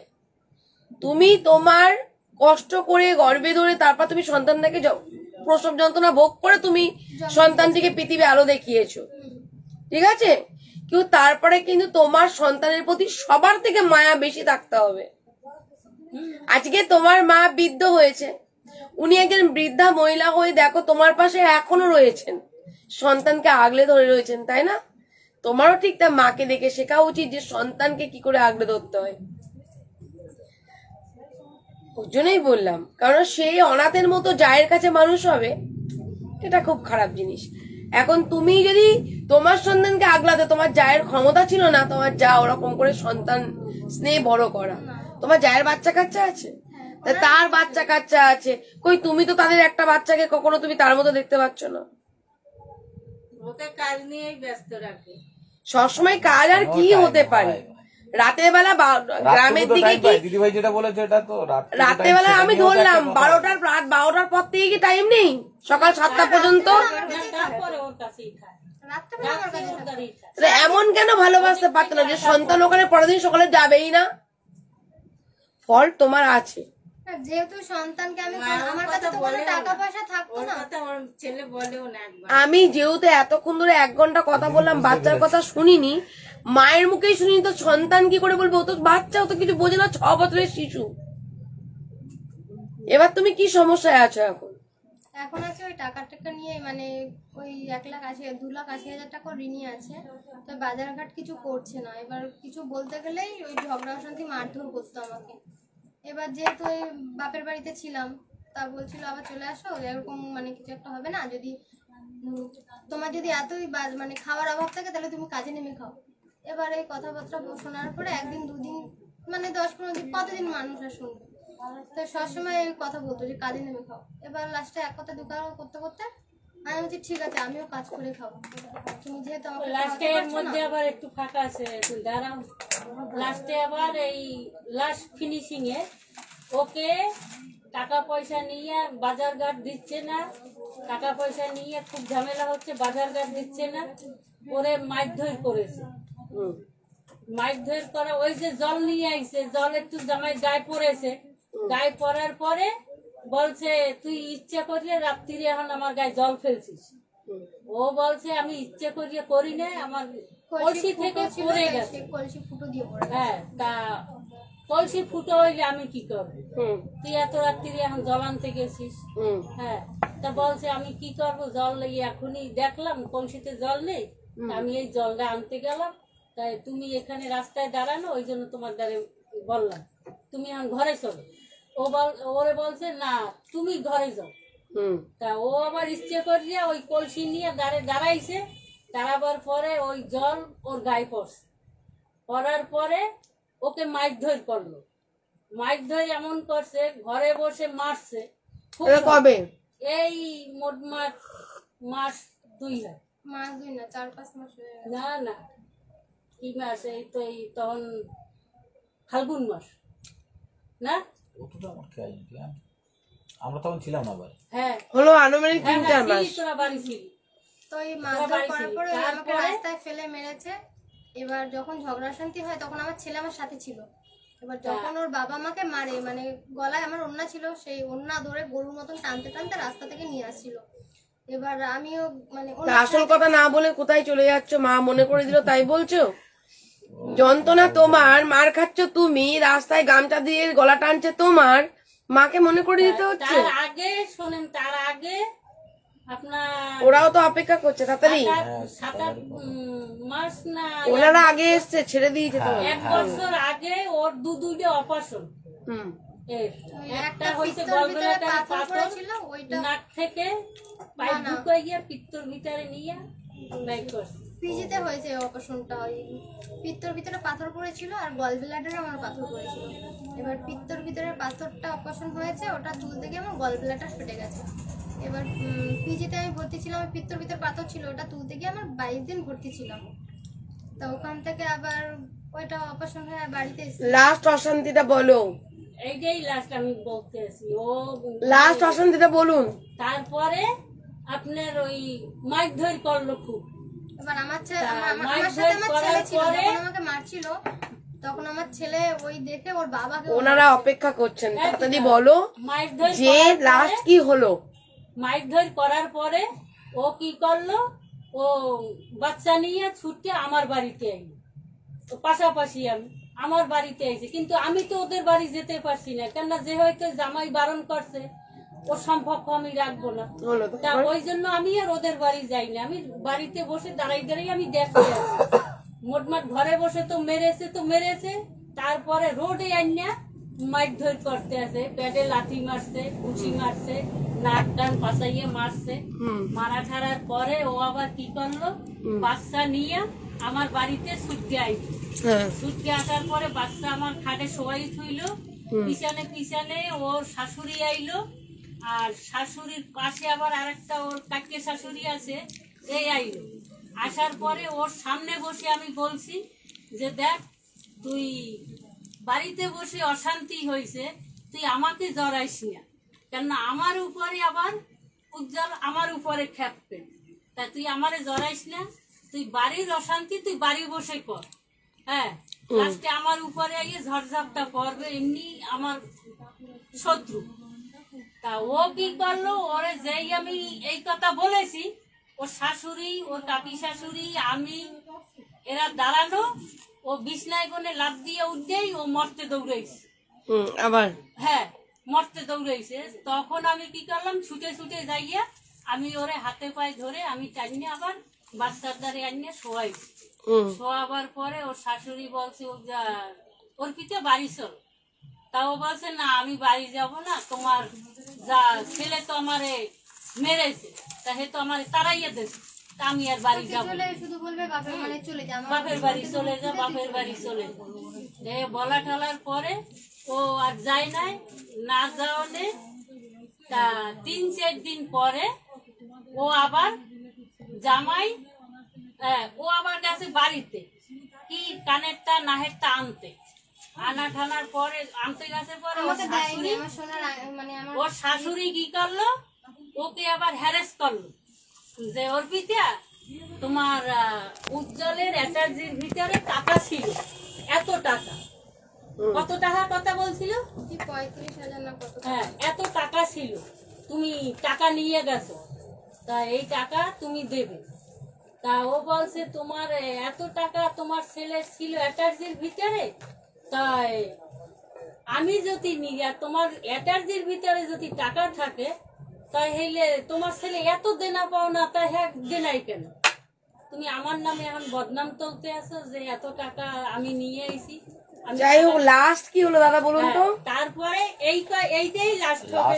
এখন দিদি ভাই যেটা আপনার কাছে এসছে, ও মানে ওর আবেদনটা কি আমার কাছে? ওর আবেদনটা হলো ও কেস কামারি করতে চেয়েছিল, তাই আমি বললাম দেখ কি নিয়ে কেস করবে, মানে টর্চারিং করে, অশান্তি করে, যাতে ও শান্তি ভাবে সংসার করবে কি করবে না, সংসার করতে চায়, সংসার আমি করতে চাই ওর সাথে। মানে ওকে যে লাস্ট কি সমস্যা? ও কথা কথা শুধু সন্দেহ করে আর বাজারঘাট করছে না, ঘরে আপনি মাকে গালাগালি করে অযথা। বাজারঘাট আমার কিছু নেই, লাস্টে না খেতে পেয়ে আমি মার কাছে সকাল বিকাল চলে ফোন যাই। করো তোমার স্বামীকে, এবার ও বাড়িতে নেই, ঝড়খালিতে গেছে। ফোন করো, ঝাড়খালি গেছে, আমি কি বাড়িতে দিতে যাচ্ছি নাকি, তুমি ফোনটা এখন করো। শোনেন, এখন যদি ফোন করে তাহলে আমরা একটু বিপদে পড়ে যাবো। যেমন কারণ আমি কাজের নাম করে চলে বিপদে এবার পড়ে আমাকে যাবো, মানে একটা- এ বললে এসে কাজের তাহলে এখন আমার কাছে আবেদনটা তোমার কি সেটা পরিষ্কার করে এখন বলো। আবেদন আমার এইটাই আপনার কাছে দাঁড়ান, আছে, শোনেন। এত বড় স্টোরি এখানে শুনুন। বিষয়টা হলো কি, আমরা কাজ করি কিন্তু আমাদেরকে অনেক অপবাদের শিকার হতে হয়, কিন্তু মানুষ যাবে কোথায়? শোনেন, আমার আজকে তুমি যে ভুল কাজটা করেছো, কত বড় ভুল কাজ করেছো, অনেক বড় ভুল কাজ করেছো, যার কোনো ক্ষমা নেই। ক্ষমা নেই। এখন বিষয়টা হলো, তারপরে তোমার বাড়ির লোক একঘরে হয়ে মানিয়ে নিয়েছে, কারণ সে নিজে ভুল করেছে, তার ফ্যামিলির সবাই জানে তার ছেলের ভুল ছিল, তার জন্য বউটার ভুলটা মানিয়ে নিয়েছে। আমি যদি তোমাকে সাপোর্ট করি, আমি ক্রাইম করে ফেলবো, এখানে হাজার হাজার মানুষ আঙুল তুলবে, আরে বাবলি মুখার্জি উনি পরকিয়া করেছে, ওনাকে সাপোর্ট করে দিল, ওনার পাশে দাঁড়িয়ে গেল, কিন্তু তোমার স্বামী যে তোমার পাশে দাঁড়ালো, তোমার ফ্যামিলি যে তোমার পাশে দাঁড়ালো, গোটা পরিবারকে সমাজ থেকে একঘরে করে দিল, তারপরে তো তোমার স্বামী তোমাকে ছাড়েনি। এতে কিন্তু আঙুল উঠবে না, আঙুল উঠবে আমি তোমাকে সহযোগিতা করি, তাই তো? হ্যাঁ যে আপনি ঘরে স্বামী আছে, স্বামী অন্যায় করলো, সেম কাজটা বউ করলো, এটা আমাদের চোখে কিন্তু তুমি অপরাধ করেছো, সমাজের সকলের চোখে অপরাধ করেছো। স্বামী নিজের ভুলটাকে ঢাকার জন্য তোমার ভুলটাকে শুধরে নিয়ে ঘর করতে চাইলো, কারণ সমাজে তো ওটা মেনে নেবে না, ওরটাও মেনে নেবে না। ঘরে বউ থেকে যেটা হবে সেটা ঘরে বউ না থাকলে তো সেটা সমাজে ধরা পড়বে চোখে। তোমার হাজবেন্ড চালাক, ঠিক আছে, কারণ বউ থাকলে কি হবে, ওটা বোন হয়ে যাবে, আর বউ না থাকলে ওটা বউ হয়ে যাবে। তো তার উনি যেটা করেছেন বুদ্ধিমানের কাজ। যদি এটা আমি ধরে নিলাম এটা আমার ওনার কাছে নেগেটিভ, আমার কাছে পজিটিভ। আমি ধরলাম যে না, তোমাকে সত্যি উনি অন্তর থেকে ভালোবেসে বউ ছাড়তে চাননি, অথচ একটা মোহই পড়ে গেছিল, তাই তো? তুমিও তাকে মানিয়ে নিয়েছো, সেও তোমাকে মানিয়ে নিয়েছে। এই মতো পরিস্থিতিতে তোমার যে বিষয়টা, সবার আগে আমি বোন, তোমার কাজ আমি করি না করি, তোমাকে একটা কথা বলবো, দিদি হিসাবে বলো, ম্যাডাম হিসাবে বলো, একজন সোশ্যাল ওয়ার্কার হিসাবে বলো, মানে সমাজকর্মী হিসাবে বলো, আমি তোমাকে একটা কথাই বলবো, সন্তানকে ভালোবাসতে শেখো, সন্তানকে জায়ের ভালোবাসার থেকে চিনিয়ে নিয়ে তোমার ভালোবাসাটাকে পাওয়াও।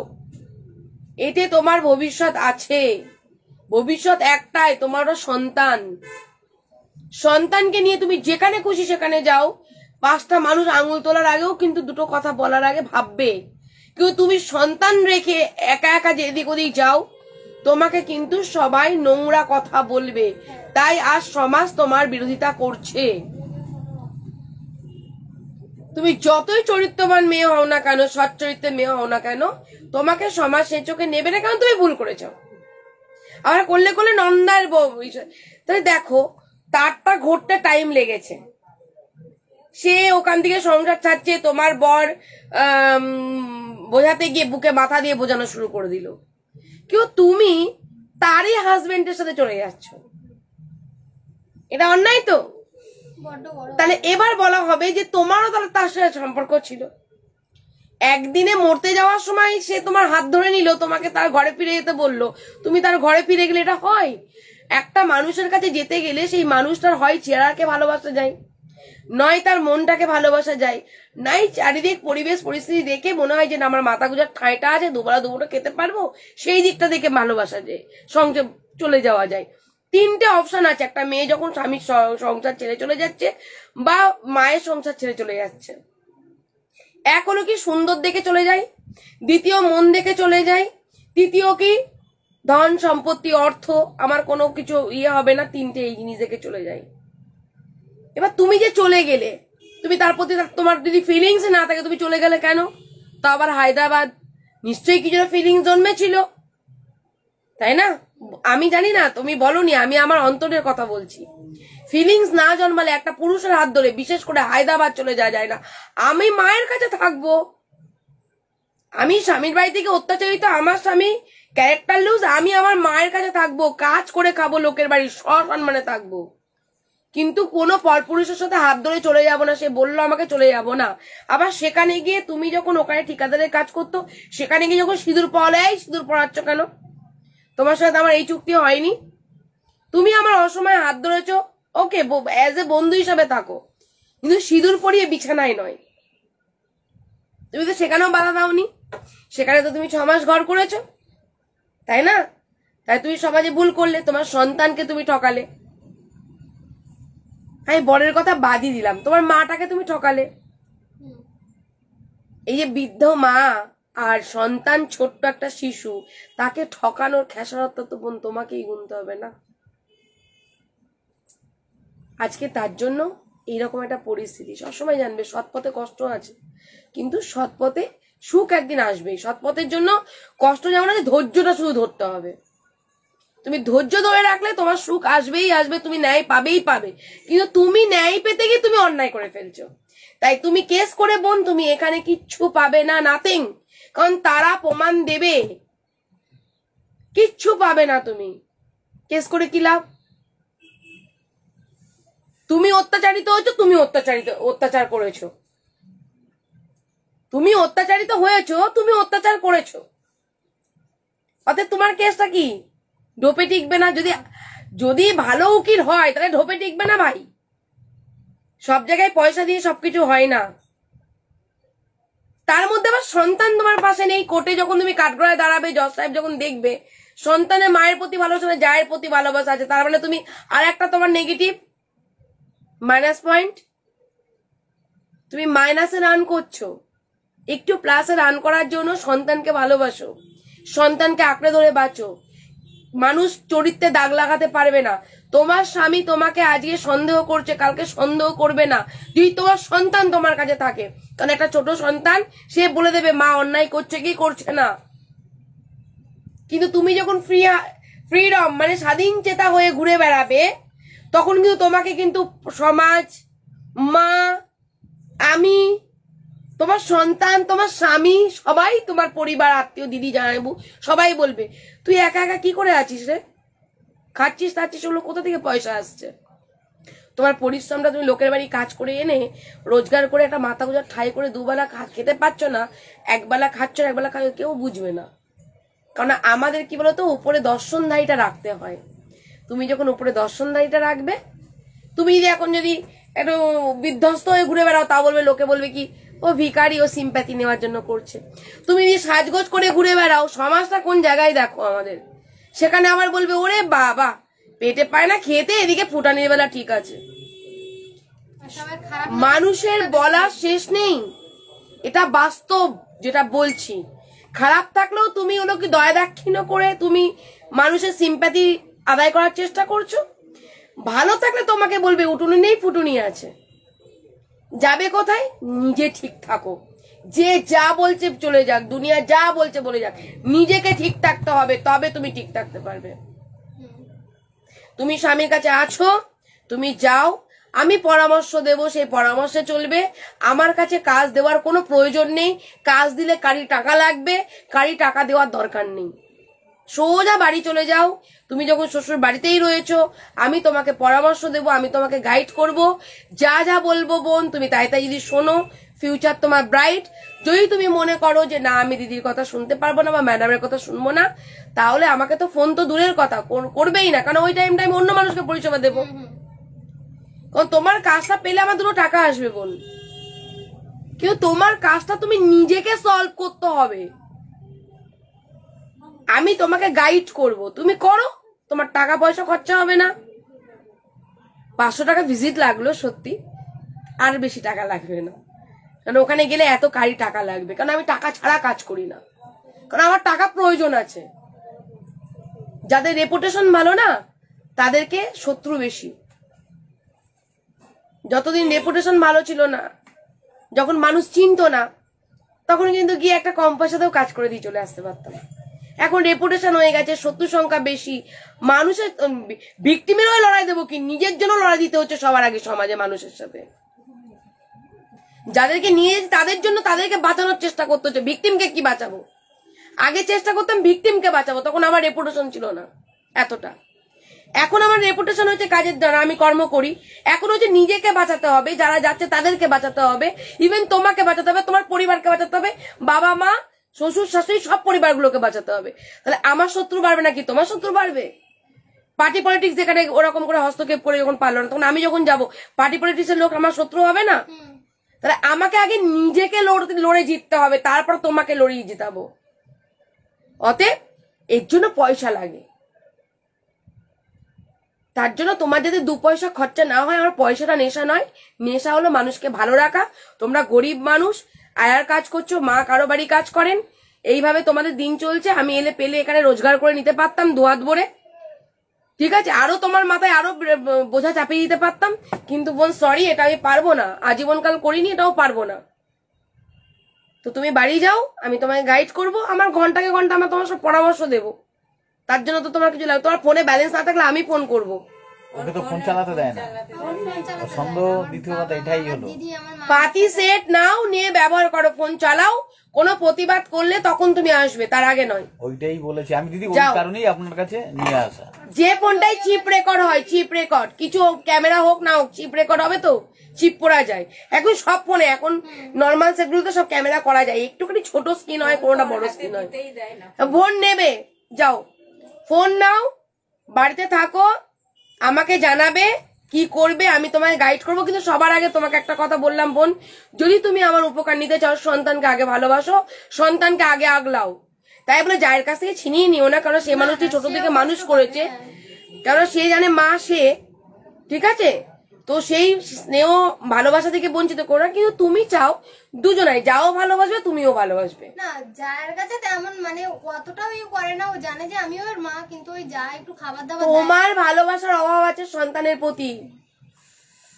এত মানুষ 11 বছর ধরে কথা বলছি না, মানুষ সবার আগে সন্তানের কথা বলে, আমার সন্তানের ভবিষ্যৎ কি হবে। কাজের কথা বলে যাও, চলে যাও, হয়ে গেছে, হয়ে গেছে, আর কি করবো? কাজের কথা বললে আপনারা জানি জানি, হয়ে গেছে ওদের। হ্যাঁ, একটা কার্ড দিন। এই শঙ্কর, আচ্ছা, এই চোরেরা সেদিনকে ভিজিটিং কার্ড গুলো ফেলে রেখেছিল, দাও তো দেখি। দিদি ভাই এরা সত্যি কথা কেস করতেছিল, আমি বললাম বেকার, কেসে লাভ নেই, তুমি কিছু আগে পাবে দিদির না। কাছে যাও, দিদি কি পরামর্শ দেয় তার না পাবে তুমি। কোর্পোসটাও তোমার আদায় করতে গেলে বছর 5-6 বছর লেগে যাবে। কেন বলো?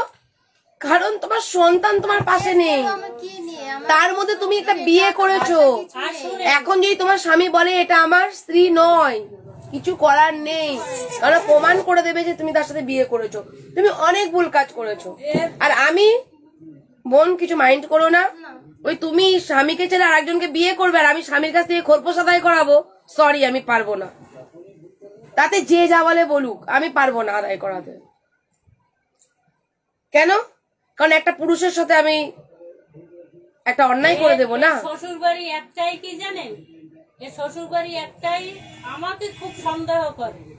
সন্দেহ মানে মার সাথে কথা বললে আমার সঙ্গে কথা বললেই বলবে কি ওই তোর মা বুদ্ধি দে। এই পরশুদিনকেও শুনুন, এটা এখন বেশিরভাগ ক্ষেত্রেই পরশুদিনেও বলেছে তুই একটা কি পারা সেট এমন চালা, কিস্তি মেরেছে। শোনা কথা শুনুন, আপনি তো মা, করে দিদি ভাই শোনা কথায় রাগ বেশি হয়, কান দিয়ে বের করে দেবেন যদি মেয়ে ঘর করে। আর যদি মেয়ে ঘর না করে, তাহলে কানের মধ্যে রাখবেন, মনের মধ্যে পুষবেন, মাথার মধ্যে রাখবেন, ব্রেন চালাবেন, মন চালাবেন কম। আর যদি মনে করেন যে মেয়ে ভালোবাসবে, সংসার করবে, তাহলে মনটা চালাবেন বেশি, ব্রেন চালাবেন কম। একদম পরিষ্কার পরিচ্ছন্ন, মানে ব্রেন চালাতে বললাম বলে কি, ব্রেনে তো কূটনীতি বুদ্ধি আসে, সুবুদ্ধি আসে, আর মনটা কিন্তু অন্তর থেকে এই ব্রেনটাকে কিন্তু পরিচালনা করে পুরো মনটা। তাহলে ব্রেন কম চালাবেন যদি মনে করেন। এই শঙ্কর, শঙ্কর, এখন ও ফোন তো হইলে আমার কিনে দিতে হবে, দাদা মনে হয় নেই, বুঝলেন? দাদা নেই। এ যদি এখন ফোন এই ভিজিটিং কার্ডটা ছবি তুলে নাও। ঠিক আছে, নাম্বার আছে আমার কাছে, আমি মামিমাকে দিয়ে দেবো। এ যদি এখন কিন্তু ফোন দিদি ভাই করে একটুখানি বা দেখবেন ফোন হাতে যাতে ও রাখে। একটু ফোনটা চালাতে পারে, আর কিছু না। ভিজিটিং কার্ডগুলো এখানে পড়েছিল না, দাও তো দেখি, একটা ভিজিটিং কার্ড দাও তো। এ যদি এখন ফোন করে, শোন, ফোন তুই যদি নিজের ব্যবহার মতন করে, আমার কাজ কিনে কর, দিতে হবে। কিনে সবকিছু, দিতে কিন্তু গেলেও তাও আমি অশান্তি শত্রু হয়ে যাব। তুই নিজে দিয়ে যদি দেন, ফোন আপনি একটু চালাতে দেয়, শত্রু হন, শত্রু মানে কি? আপনি এমনিও তোকে শত্রু, একটাই সারা কথা জীবন বলেছি। যতদিন বাঁচবেন আপনি ততদিনই বলছি তো শত্রু। একটা। সারা জীবন তুই যেখানেই যাবি সেখানেই একটাই কথা। আমি সারা জীবন শত্রু। তুই যদি পালিয়ে না যেতি, ওইটা না করতি, শোনো বোন, তুমি আইনত কোনো বিচার পাবে না, যেহেতু একটা বড্ড বড় ভুল করে ফেলেছি, ঠিক আছে? আর সব সময় জানবে তো, পাপ কখনো বাপকে ছাড়ে না। নিজের ভুলটা যখন স্বীকার করেছো, নিজে শুধরে যাও। আবার তুমি আর একটা কথাও বলেছো, ওটাই হলো কি আমার মাথায় নিয়েছি যে আমি জানি যারা এই সময় অসময় না উপকার করে, বিশেষ করে মেয়েরা সেটা ধরে বাঁচার চেষ্টা করে। ওই যে তোমাকে হেল্প করে এখানে নিয়ে এসে তাকেও তুমি আগলে ধরার চেষ্টা করেছো। বিষয়টা হলো এই জায়গাটা। ভালোবাসা এতগুলো মন কেন? ভালোবাসা একটা মন থাকতে হবে, অনেকগুলো মন থাকলে হবে না। আর এখন একটাই কি? দাও। ঠিক আছে দিদি ভাই, আসি। আচ্ছা, যোগাযোগ এখন করবো। ফোন যদি দিই, ফোন দিলে তো ফোন চালাবে, চালাইতে গেলে এর কি করবে? আপনি দেন না, কি করবে, তারপরে আমি আছি। ফোন করে সেটা দিদিকে বলবে, তারপর দিদি- শুনুন, একটা কথা বলবো, যদি ও কার সাথে কথা বলে, ঠিক আছে, আমার নাম্বারটা দিদি বলে সেভ করবে, আর কিছু বলে সেভ করবে না, ঠিক আছে? আজকে যাবো, আজকেরই আমি অশান্তি আপনার শুরু কাছে হয়ে আসার আগে বলেছি দিদিভাইয়ের কাছে গেলে কিন্তু ফোন করতে বলবো ওখানে, দেখ সেটা কিন্তু তুই ঝগড়া সামলাতে পারবি কি, আগেই বলেছি। আজকের আপনি এইটাই আমি বলেছি অনুরোধ, কেননা আমরা তো আইসি, ও সন্দেহ করবে, এর উপরে চাপ করবে, আমার উপরে চাপ করবে, এগুলো সব অফিসের নাম্বার। ওই জন্য বলেছি যে ঠিক আছে, আমার কাছে আছে দিদি, আজ দুটো নাম্বারই থেকে আছে। যদি ঠিক আছে, এই কোনো অফিসের নাম্বারটা অশান্তি নিয়ে রাখুন। হয় আপনাকে আমি ফোন করে সঙ্গে 308 সঙ্গে যেটা। জানাবো। ঠিক আছে, কোনো আসছি অসুবিধা দিদি। নেই। আজকে রাত্রে অশান্তি বিশাল হবে, এমন আছে এই ব্লুটুথটা দিয়ে যাও। ওই দেখ। আজকের মাইগ্রেনও হতে পারে, কেননা আজকে বাড়ি ঢুকতে ঢুকতে রাত্র হয়ে যাবে। রাত 10টা বেজে যাবে। সেটা বলতে পারবো, এখান থেকে গিয়ে বেদপুরিয়া করে জানালে তারপর তুমি গিয়ে বলো যে আজকে মায়ের কাছে থাকবো। ও বাবা, এলে তো আরো, এলে আরো থাকতে রাত্রিরে কোথাও থাকতে পারবে না। তুই ভুল সব থেকে একটা করেছিস, এখনো ভুল মানে যে আমার একটা না, ও দুটো ভুল করেছে। স্বামীকে বলেছে আবার এই ছেলেটাকেও ভালোবাসে। না, সে আমি জানি না দিদি, এই যে এখনই তো বললো, এক্ষুনি বলেছি, কিন্তু এটা আমি জানি যে না। বললো কি না যে তোমার ওকে নিয়েও সন্দেহ করতো, তখন আমি ওকে একটু পছন্দ করতাম, ঠিক আছে। আপনার এখানে আসার পরে দিদিভাই জানতে পারি, কিন্তু ও আমাদের বলে না সেরকম ডিপলি। আমরা দূরে থাকি বলে না। আসলাম আপনার বোনের মতন, আমি ওর পাশে দাঁড়াবো না। সবার আমি দিদির মতো, বোনের মতো, কিন্তু পরে কেউ কথা বোনের শোনে মতন না। হইয়া একটু এর যতটা পারেন একটু সহযোগিতা করেন, আমি কিন্তু এর পাশে আমি দাঁড়াইতে পারবো না, আর হেল্প করতে পারবো না। এখন আপনি না হেল্প করলে কে হেল্প করবে? আমি হেল্প করতে গেলে আমি এর সঙ্গে হাফ মার্ডার হয়ে যাবো, আমি দেখুন আমি আগে মরবো। আমি ওই চেষ্টা করব ওকে, ও নিজের লড়াইটা নিজে দিক, আমি ওর পাশে আছি। যদি একান্তই ও লড়াইটা না দিতে পারে, শেষ জায়গায় যখন দেয়ালে পিঠ থেকে যাবে, তখন ও আমার কাছে আসবে, আমি ওকে ঠিক করে দেবো।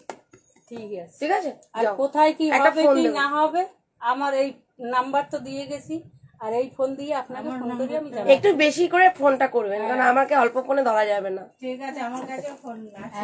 এরে বড় ফোন দেখি, একটা বড় ফোন কিনে একে আমি দেব, দিলে পরে দেখি কি বলে। ঠিক আছে, সকলকে শুভ বিজয় শুভেচ্ছা জানিয়ে বিদায় জানাচ্ছি। সবাই সাবধানে পৌঁছাও, ঠিক আছে।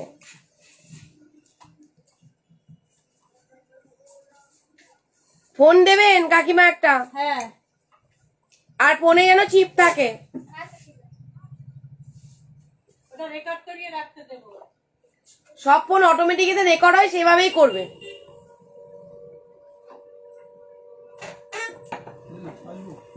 আসুন।